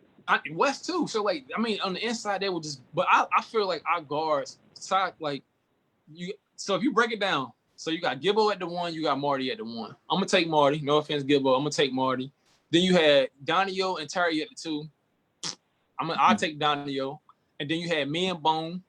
I let the people speak that one. And then you had Wayne, which is a problem, and James. Yeah. Then you had Nasty, but they ain't have no bench. So once something happens with any 5 of those guys, and see our bench was averaging like 30-some points. So our bench was to me, the difference maker was guys coming off the bench. So the bench team was the difference.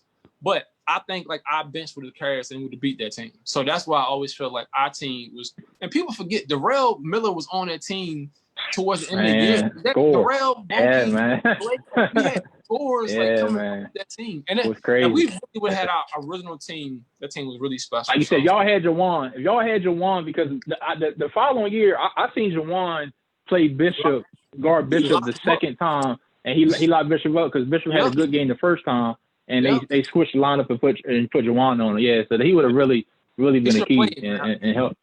I don't know why he quit or something happened, but I don't know. He should have played. Y'all was so me from the outside, I always looked at it y'all was so deep that with playing time and stuff like that, he was just probably look, I'm gonna get ready for next year and football, basketball, So that's how I always looked at it. But But Heyman did a good job of because I feel like I didn't play a whole bunch of the games.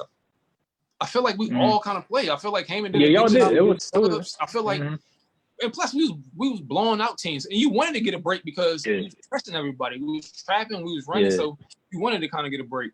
But it's crazy. I got that article too. That Kent game was kind of serious. Yeah. So, that was crazy. We had some really good years. Some really good games. couple dunks here Yeah, and there. because Pokemon, y'all went to overtime. Y'all went to overtime with Pokemon. That was the only time we went to overtime. Yeah, Pokemon, yeah. That was the only time. And that was early in the year. That was early. You know who else gave us problems too? We didn't have nothing. Carlton Dobson. We played Dorchester at Dorchester. Yeah. They had he could shoot the ball, and they had another dude Reggie, like 6'7". Yeah. Reggie was a point guard, and he did so. We kind of struggled with them. So those. Let me see. The games I kind of remember that year was kind of hard. Was I know one game against in North Dorchester you had 16. But y'all they would play y'all a little bit, but then eventually y'all would end up blowing them out those 2 games. But yeah, they would take y'all for a while.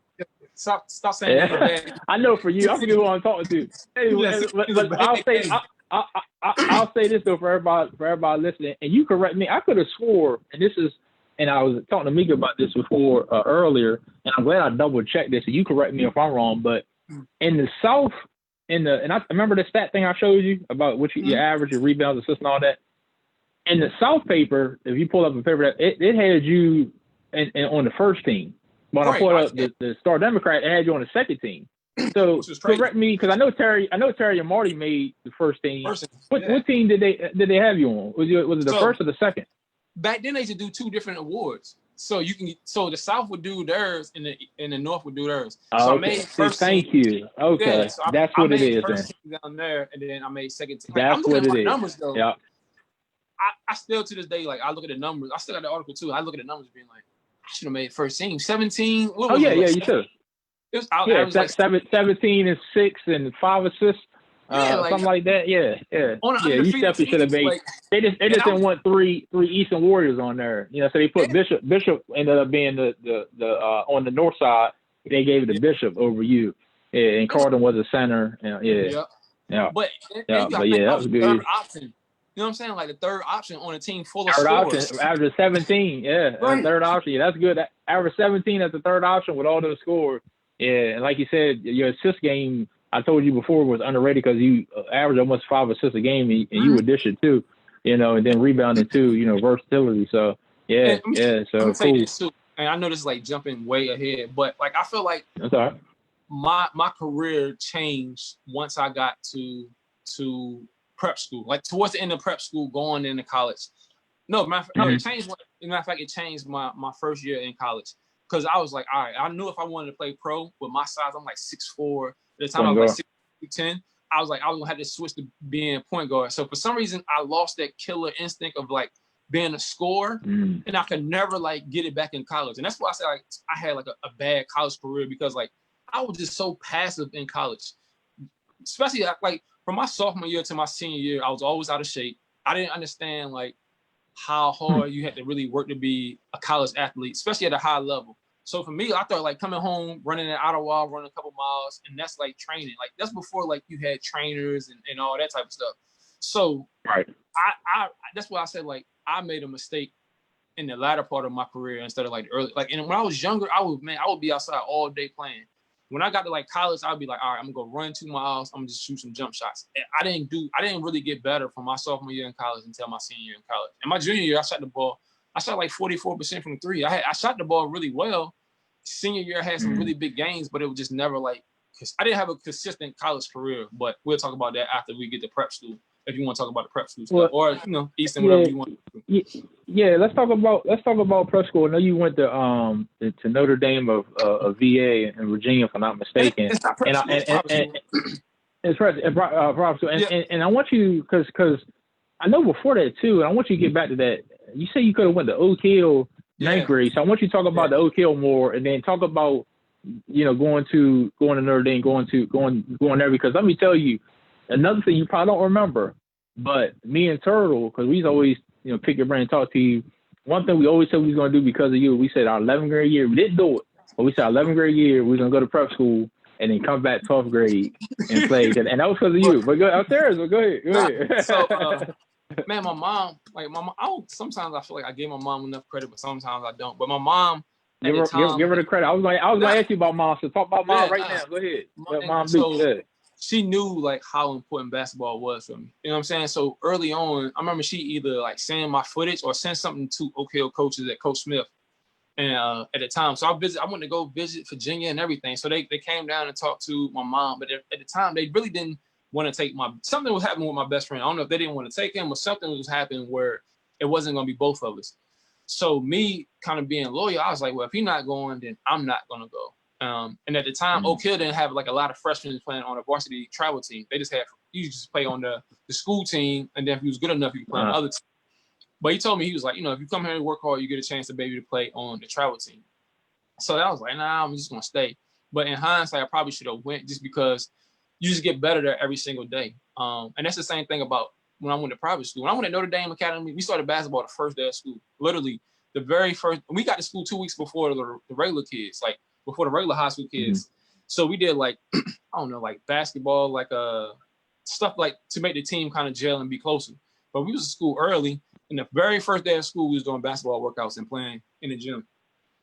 So that was, to me, that was a totally different, where in public school, you got to wait till like November or whatever it is before you can kind of be with your team. But in private school, it was basketball 365. It was every day while you was at school, we had basketball.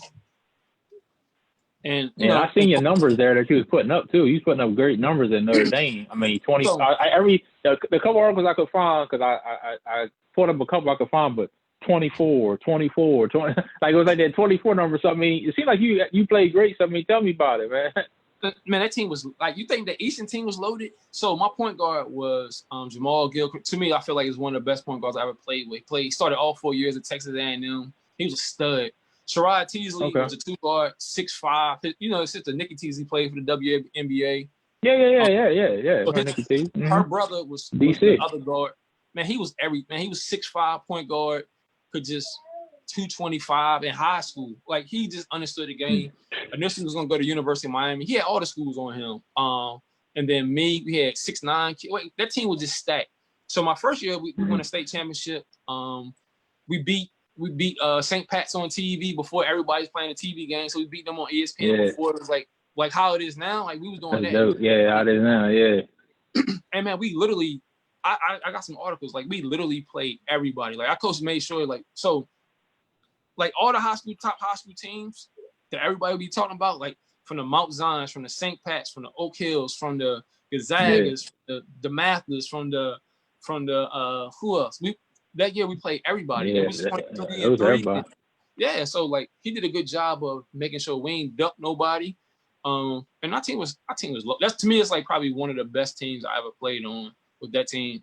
And what made me get better, I didn't have this at Easton.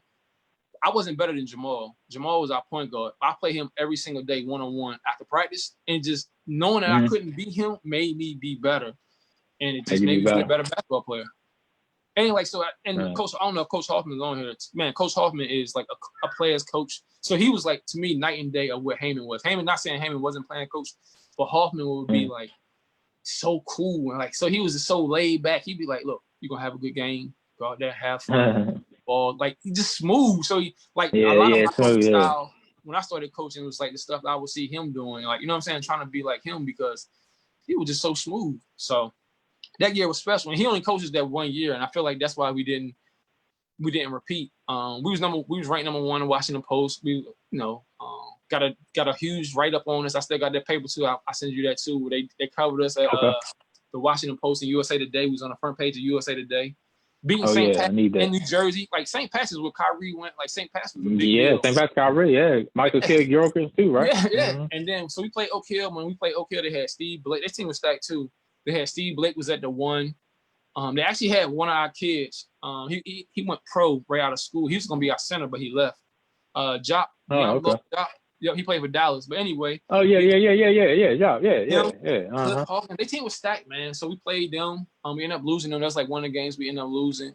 Man, we played Montrose. We played everybody. So for me, going from like Easton, where it was like, like a couple good teams, to every day we was playing like, you know what I'm saying, somebody at elite level. So it was totally different. That's dope, man. That's dope. And what was the? Because I heard you talk about, knowing how different, realizing after you got to college how much harder you had to work and how hard it was. So what was your plan after Notre Dame? Like was it a lot of schools, looking? Did you know where you wanted to go? Just talk to me about, just what you went through there. Okay. So man, Notre Dame for me really changed my life. Not necessarily just the basketball aspect, but like the classroom part. Like having 5 kids in a class, or having none, like real nuns as teacher, was something totally different than what I was used to in the educational system. Like, where like literally like my teacher would be like, all right, if you're struggling this, come to school early and I'll help you. And okay. like I said, really, we won a state championship. Like I gotta tell you this story too. So that year we was kind of beating everybody too. And I was mad because I felt like I should have got MVP of the state championship game. So I'm gonna send you that article too. Like this is my famous where please I felt do, like, man, I had a huge game. Like I had like 25 in the state championship game. I'm like, I'm about to get MVP. They ended up giving to Jamal, who at the time, he went to Texas A&M. He had a good game too, but I'm like, bro, I played beef. I'm reading the articles today, like, bro, I should have got MVP. Ended up making all state or all state and all that stuff. I'm like, kind of. So for me, like going into my senior year at Notre Dame, like I felt like I had a point to prove. And we was that year we was loaded. But we kind of got it, and that was like we was like one of the first teams to be like sponsored by Brand Jordan going into the season. So we was Brand Jordan school. So we was like ready to go. We had some huge games. We played in North Carolina. We played in North Carolina. We played everywhere. So like we had some huge games, and then we just started doing like knuckleheads decisions. So again, I'm giving you like news that nobody necessarily never kind of talk about. So that's what I like. Real Sports Fan Podcast. You're here first, baby. I was getting recruited by a lot of schools, and then I got in trouble. I got arrested. I don't know if you ever heard this story, but I got arrested. So I never know that. Yeah, so I got in trouble in high school, and we was on our way to go play Karan Butler in Canada. It was like a huge game. Devin Mason, he probably know I forgot the dude name, like the main high school recruiter guy was supposed to be at our game. So at the time, my senior year, I still ended up being ranked top 100 in the country and all that stuff. But this game, like this tournament should have been like the tournament because like the main high school writer was there. So I end up not being able to go on a trip because I'm in trouble. So my school like put me out of school. So I had to write a letter to get back in school.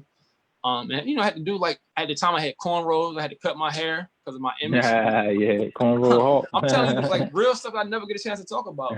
And I thought I was like really was going to be over because I got in trouble and I made a terrible decision. But again, man, like I was 3 hours away from home. My mom literally, I didn't even know like when you get in trouble and you call collect, it says, hey, you're in jail. Like, I thought I was maybe like, Mom, I got in trouble. Yeah, you gonna try to say, Like finesse it a little bit. But when she came, she didn't fuss at me. She wasn't mad. So, just like that kind of like hurt my recruitment a little bit. So then at the end, it still was like, I probably still had like 4 D1s on me. But since I had gotten in trouble, I had missed some school. I didn't get a chance to finish my SAT. I needed my SATs. And matter of fact, we didn't even get a chance to finish our season at Notre Dame because a couple of our players got in trouble when I played. Just because, man, we was young, we was successful. Yeah, I guess y'all had some stuff going on. But you got to think like, so to be honest, like young black kids at a school where it's cost $25,000 to go to. Everybody got money. Kids in 9th grade with Beamers. Like I lived in a 3-story house. Like my mom had a house on Port Street. My host family I stayed with. You can ask, I don't know if Tasha, ask Miko or Tasha, like my crib that I used to stay in was crazy. Like you know what I'm saying? It was 3 stories. Bro, I had a piano in my room. Like, I don't know if that means a lot, but I had a computer in the 90s when it was like a big deal. So they gave me all the whole basement. A lot better. Yeah. You know what I'm saying? So, I don't know. I just feel like that kind of changed everything. But like being there and seeing that type of lifestyle, we really wasn't taking like everything as serious as we should our senior year. And plus we was all getting recruited like crazy heavy. So we all kind of knew like we was going to be all right instead of really like focusing in because we should have been back-to-back state championships. But we just, kind of struggled. Yeah. And then so I didn't make my SATs. So I went to go junior college in Kansas, which to me, I feel like Kansas had the best JUCO basketball. Like, you know what I'm saying? I'm in a Pratt Community College. I've heard that before too. Yeah. I mean, because out there is like the best of the best. So I went out there, I redshirted my freshman year because like most freshmen go out there, you got a red shirt, which is good because they want you to kind of graduate in one.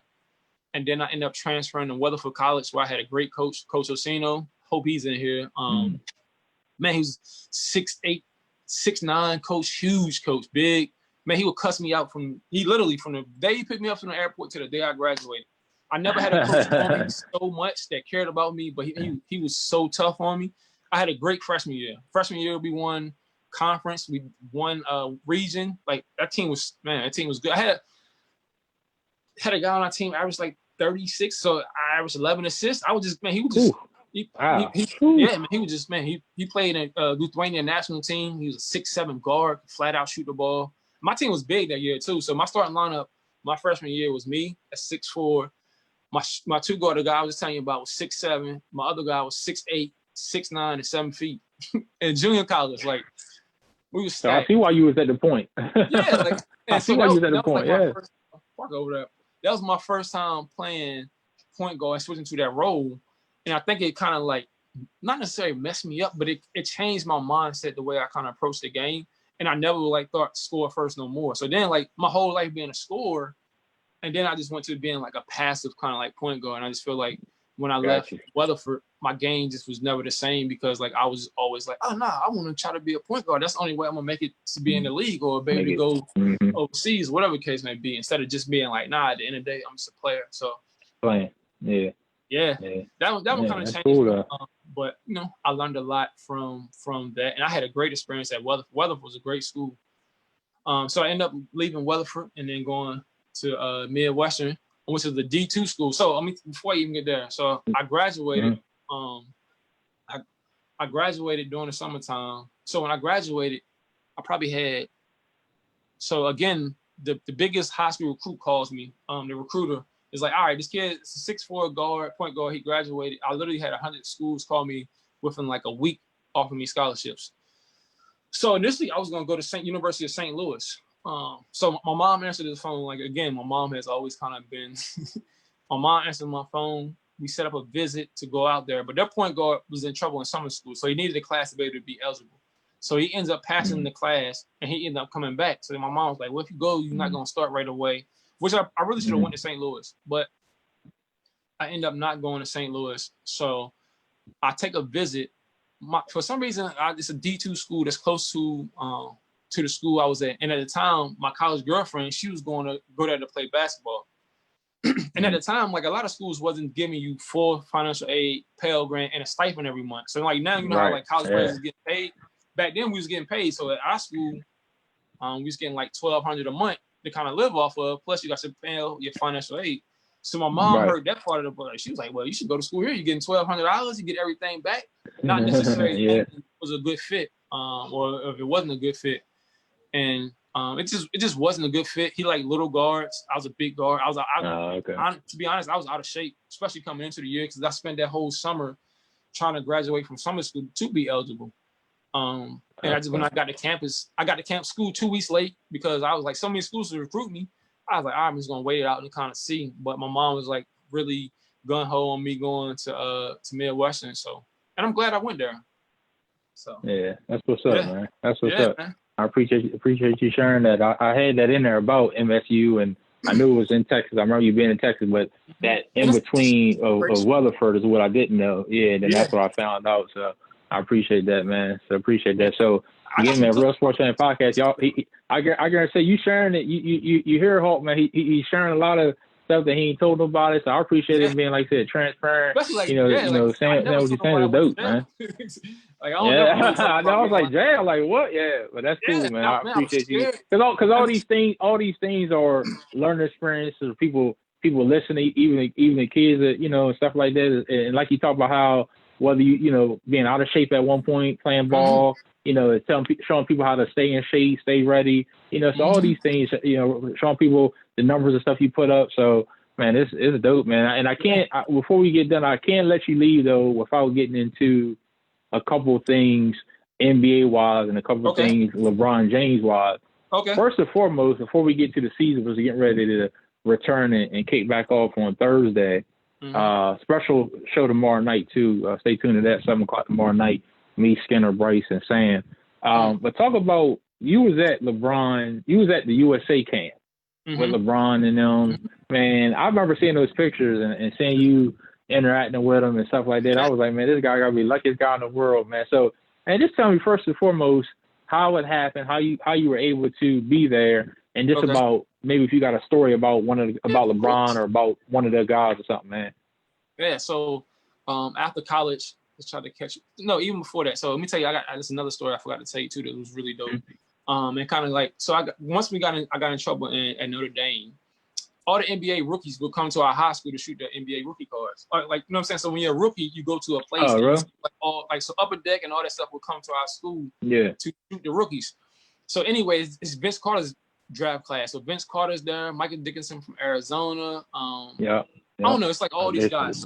So first of all, I get to see Vince Carter do all the dunks that he did in a dunk contest. I saw them as soon as he walked in the gym. Like, and at the time he was signed with Puma. Like he wasn't like a Nike athlete. He was like a Puma. Like he had like Pumas. I'm looking at him like, why are you wearing Pumas? So anyway, like I'm like, matter of fact, I got like a basketball sign.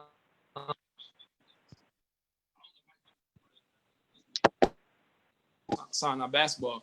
But while we was there, this guy like from Upper Deck passes out NBA like.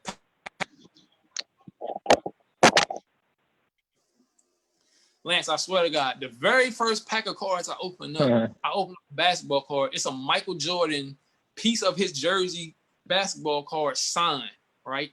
Yeah. I get nervous because, like, you ever?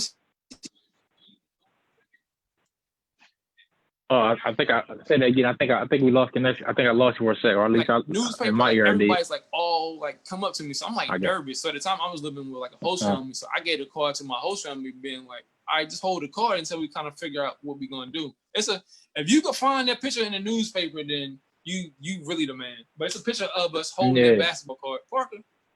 Okay. Lance, can you hear me? My daughter grabbed my headphones on. Yeah, I can hear you. I can hear you now. I heard something earlier. I was like, I can't hear you. Yeah, I'm good now. Can you hear me? Yeah, I can hear you now. Let me put my headphones in. Trust me, I know. I know. All right, I can hear you. Yeah. Parker, you want to say hi? She was saying, say hi. Hey, so did you hear the part where I was talking about when I was talking about the Vince Carter dunk? Yeah, okay. So you didn't hear the Michael Jordan part. Okay, so the guy comes around, he's passing us all of his packs of basketball cards. And literally the first pack I get, I open it up. It's a Michael Jordan authentic game jersey signed Michael Jordan basketball card. So I'm like nervous because like all the media, like everybody like kind of swarms me a little bit, kind of like throws me off. So like, I give it to the host family I'm living with, like, you know what I'm saying? Like, all right, hold this until we figure it out. And at the time, like, I was so big in, like, if you know me, like, my whole life, I've always been in sneakers, like, literally my whole life. Yeah. And that's another thing we didn't talk about. Like, when I was at Easton, I never played in the same pair of shoes. Every game, Pat made sure I had a different pair of sneakers. Oh, yeah. That's crazy. Right.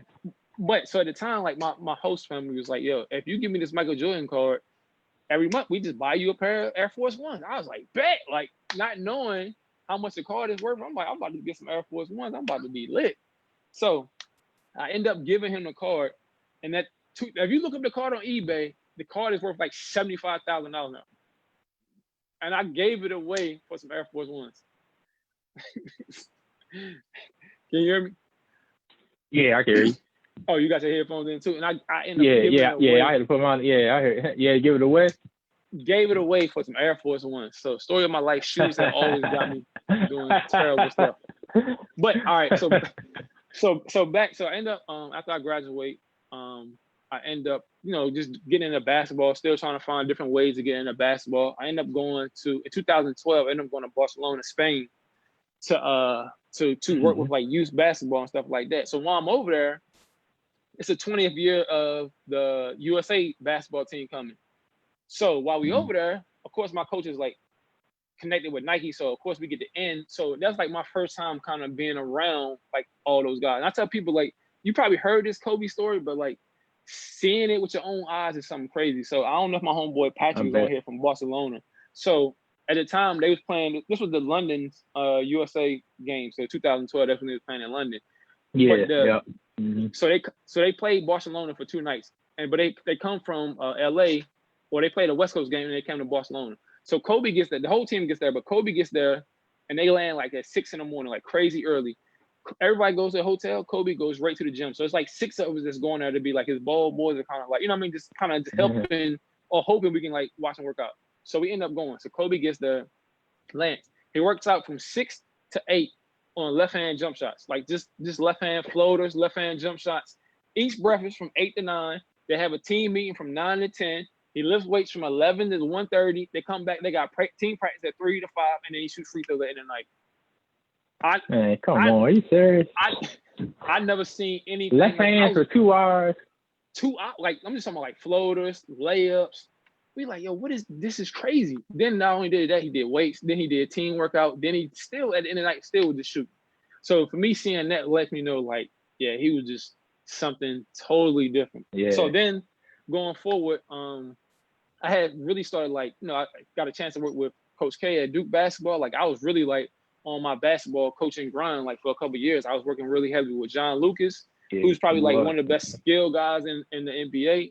So I had like a lot of opportunities. But again, going back to my high school coach, who, man, he knew everybody. Kevin Durant, he just knew all the Nike guys. So he was kind of plugged in. So he called me. It was like, it was an opportunity for me to go to Vegas to do the work with USA Basketball for a week and a half, 2 weeks. So that's how that ended up coming up. So I go out there, and of course I'm like, oh snap! I get to really, so we get to watch them work out. We do ball boys. We doing like, so my job was like to prep everything before like the exhibition games. So like all the t-shirts, all that stuff before the games, and like to be handed out to the fans. I just did that. But while I was there, I got a chance to like literally watch LeBron James work out for a whole week and a half every single day. Like, you know what I'm saying? Like, or get to see like his son Bryson and when they was like really shooting a ball from like this to treat like that, like all that type of stuff. So it was like, it was crazy. But I can see why your perspective, like being able to see the game like that and see the greats up close, especially not just NBA guys, because that's enough right there. But to see the best of the best, and in particular 2012, Kobe was there, LeBron was there, and Durant was there.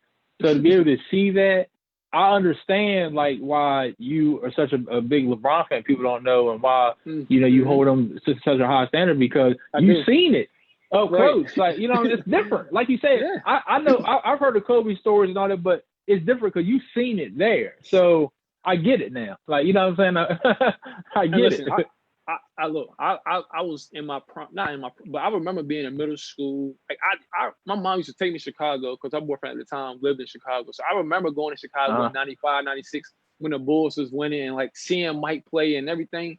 But I always feel like Mike is the greatest scorer. Maybe Wilt's the best scorer, but as an overall basketball player, I feel like LeBron James is the best basketball player ever made. Like, I feel like when I was in middle school, when I just played live NBA, I just created a player. I wanted a 6'8" point guard with LeBron's 6'8" point guard. I wanted him to be able to jump. I wanted him to be fast. I wanted him to be to me, I just feel like I don't know. I just feel like he's the best basketball player of all time. Like, Jordan's a great scorer. He could defend and everything else. Hold on, man. My Parker done got all the Park. It's all good. You heard it here first, Hawk. Well, you've heard Hawk say, some of y'all probably heard Hawk say before about. Lance, you see this? Look, my daughter. I let my daughter. Hey, you already know. I know. I got daughters. I know. You turn around 1 second.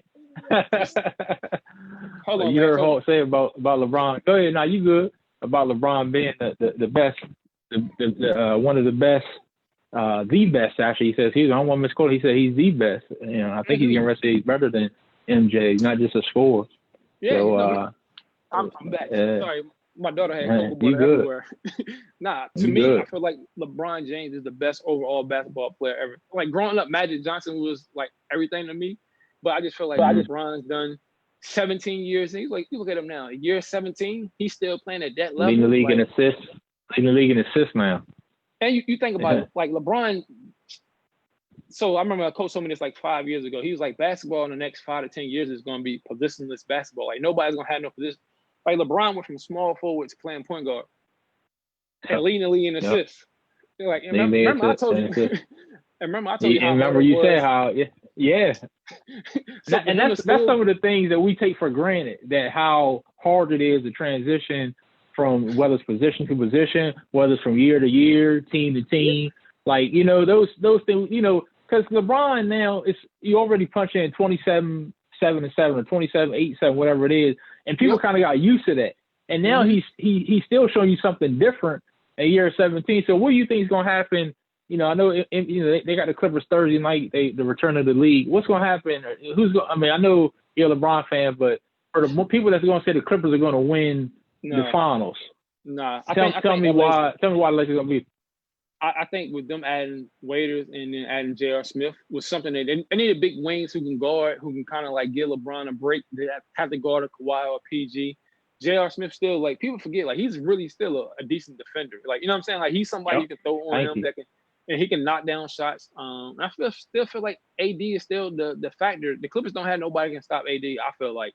And with you can put Harold on him, you can put Joakim Noah, but I just feel like AD is gonna have because he can shoot the ball. Like, he got mid range, he can shoot the ball. So I just feel like LA is a team to beat, especially if they gelling. What hurts them though is not having Bradley, because you need a defender to kind of like you can switch off on somebody too that's kind of like pesty and kind of smaller. So them not having him it might be a little bit. But I picking up J.R. Smith and Dion Waiters, I feel like was two really good pickups. So you got offense and you got somebody who can defend. So I'm picking them to win. Clippers. And to be honest, I just never been a Kawhi fan. I just his game, he's good. I just don't like it's no rah-rah to it. His game is different. I don't know. I know Bunky like him, my mom like him, they like the Spurs, but I just never was a Kawhi fan. Like, not taking nothing away from his game. I just it's not my I like a LeBron or a Magic or somebody who's gonna give me some someone like that. A little swag with it. I'll tell you. Yeah. But so you heard it here. You heard it here from home. Go ahead. Yeah. No, I was saying you was telling me about some of the stories. I mean, I got, especially like in Vegas. So a lot of things, a lot of times people don't talk about like how competitive NBA athletes are in sports that they don't necessarily play. So like every night, like golf and stuff like that. Right. So like every night, like I literally would play Chris Paul and ping pong. Like Chris Paul is like serious with the ping pong. Like, hell, I heard that about ping pong. They talked about that while you're in Orlando. That's to me, I feel like that's like really like my second best sport. I'm actually really good at ping pong. But Chris Paul was like, he would take it like. I might gotta say something to you about that, cuz. Hey, we might gotta do that. We might gotta set that up. I'm pretty nice at ping pong too. We gotta set that up. We gonna set that up. Did you? Can you beat Miss Gale? If my dad on here, he's better than me, and he be gifted than me. You know what I mean? So he probably gonna say something. But but man, I seen Chris Paul and Kevin Love. I seen guys bet 3,000 and 4,000 on points on ping pong. Not even a whole game, just points on ping pong. Points. So of course, like for me, that was like the best part was just like kind of hanging with those guys. Like I spent a lot of time with Kevin Love, Chris Paul. Chris Paul probably spend the most time. I don't know if you've seen like a couple weeks when I put up the. I've seen you had the Zoom. With them. I've seen that. So just another guy that doesn't get enough credit to me either, to be what he's done at his size. And people always saying, well, he never wins, he doesn't do this, but what he's done at OKC this year, I mean, it's been incredible, man. It's been incredible. I always felt like he was like, one of the best point guards in the league. And he's like, people don't like him because he's like super demanding. Like he really, I'm gonna tell you how I know he's the best point guard. He's a point guard. When I watch him around those USA guys, and he really like, all right, because you got big egos. You got LeBron, you got KD, you got Kobe. Oh, yeah. So it's hard to kind of harness Westbrook. Like, you know what I'm saying? It's hard to harness all that in.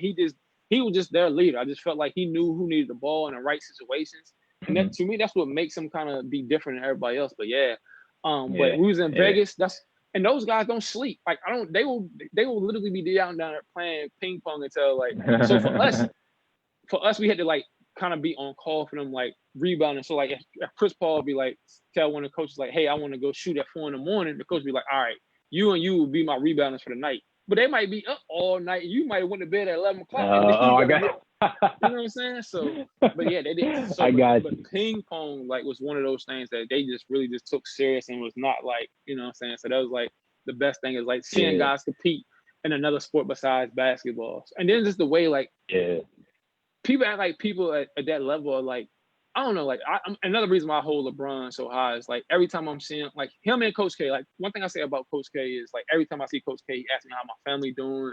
He asks me like what I've been up to. He don't never like any call me about my name. Like he don't never just be like, you know what I'm saying? Like so for me, like when you at that level and you still have small conversation with people, that still kind of means a lot about you. Yeah, it says a lot about you. They're human. Yeah.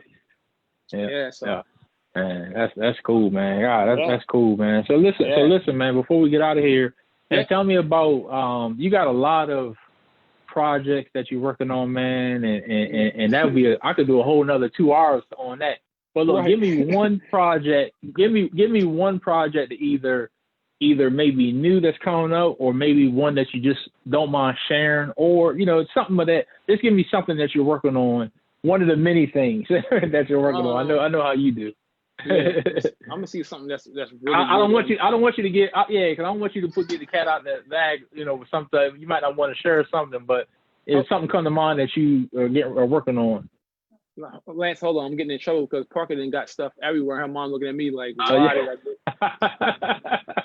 So you trying to do the interview, you watching the daughter, right? Doing it all.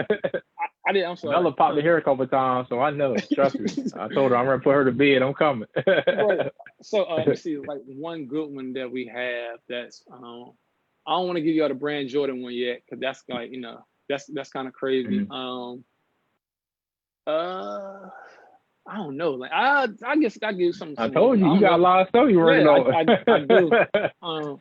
We're doing something. I just name up a couple, and then I don't have to go in detail. We're doing something really cool with your wife Mika that I'm excited about with Devin Beck, where we kind of went to the DC protest, and we kind of treated the protest as our version of the Million Man March, which is this year's 25th anniversary of that. So we shot like a video, like kind of like documenting like what it means going to DC to protest in 2020. Like, you know what I'm saying? Like kind of inspired by that. Yeah, that's dope. Yeah. And then we actually in the middle of the process of filming a documentary for the mural that we did in Cambridge, like and kind of telling like why that mural was kind of important, and what went all into that mural. We did a collaboration with the BAM Center. I'm super excited about that. Again, I just because I felt like with BAM, like they mean a lot to the neighborhood, so I approached them like, yo, let's make your own basketballs. Let's have some cool gear that you can wear to kind of represent BAM. So shout out to Derek and all those people over there. For sure. Oh man, what else? I feel like I missed. Oh, I'm gonna tell you something that nobody kind of knows that I'm super excited about. I think it should be dropping. I might just go ahead and post it this week since I'm telling you that we did a collaboration with Legos. Like when you literally play with Legos. So with Legos, we actually build like these little basketballs that I'm super excited about. So that's a huge collaboration with a major corporation. Like, you know what I'm saying? Like the baby do basketball. For sure, man. Yeah. So I'm excited about those. Yeah, and they're the same color as the basketball that we did this summer. Now, before we leave, I got a couple questions for you. That's what a great interview is supposed to do. All right, cool. All right, so you got to see the Playing Color event this year in the basketball courts and everything we did for James. Like we didn't ever get a chance to talk about that. Like for one, I feel like bad because like a lot. And that was so dope, man. I get a bad rep for being like not like I don't know, like a lot of people don't like me do like whatever the case may be. But we didn't get a chance to talk about like I wish y'all would have got a chance to play. I just felt like it was dope. Y'all jerseys was kind of dope. Jerseys was hard too. Yeah. So what did you think about like the whole event, the whole day, and seeing a basketball court and everything like that? Well, I commend you because I even looked at, I don't know if it was this morning I seen it or it probably was yesterday I seen it, but you even show how proud you are because guys were still playing yesterday because right now you can't get into the Y in the gym because they got the workout stuff in there. So what guys are doing now is they're going all out. Now, if you didn't do the courts, and people don't know, it's not just the color of the court and that, but the new rims, the new everything is new. So if that wasn't there, I seriously doubt that you would see guys still going out there where, like when we were growing up, we went to Iowa. We played our part, but we played ball outside. But nowadays, you didn't really see it. Now you're starting to see that again. And that's a culture change, So I think it was a great idea. I didn't get to see the actual game and be there, but from everything I've seen, everything everyone shared, like I said, I'm sure some other stuff that may come from that, but it was great, man. It was great. It was great. Yeah, I wish y'all got a chance to play. It'd have been good. We had a good turnout, and that was kind of dope. And then another question. So who is your all-time Easton 5? What is your top 5? I'm asking questions. Right. Hell, you gonna do that to me? Oh, come on, man. Now, hold on. Now I'm gonna say this then. Right. Now I'm gonna say this though. You're gonna put me on there like that. It's gotta be what I've seen. Yeah, okay. Can it be what I've seen? Yeah. Okay. Because like I know like how great Donio was and Hawkeye and Bruce Blake and Ronald, but I didn't see it. But I know obviously they would be on this list. but I'm just going to go with what I've seen to be fair. Fair. Wow, golly, dang, I can't believe that. Is it positionless? Positionless? Yeah, it's positionless. Yeah, just your 5. Dad, you wouldn't find about this. Just my 5. Yeah, just your 5. I don't get to have these arguments when everybody be at the parties and arguing because, like, again, they didn't get to see me play, so it's like a little bit different. Yeah. So, and you said positionless, right? Yep. All right. Man. So Marty, I definitely gotta say Marty. Okay. I put Marty at the 1, and you say Easton, or just Easton? Okay, Marty at the 1. Boy. Boy, you put me on the spot. So many great shooters. I'm gonna have some cats, man. The 2 guards hard because I'll tell you why. I'll tell you why the 2 guards hard. Because, and he was supposed to be on the show early on, and he didn't give me a date yet. I'm talking about Soup, talking about Darrell, because Darrell could also play the 1 or the 2, and Darrell, I really love watching Darrell play because how he played. Attack mode, could shoot the 3, could drop. So he's one of my favorite guys that went to Easton. So I got to put Darrell in there. So Marty, Darrell, that's my backcourt, right? Right. All right. Then I'm gonna have to put you at the 4. You don't like to play the 4.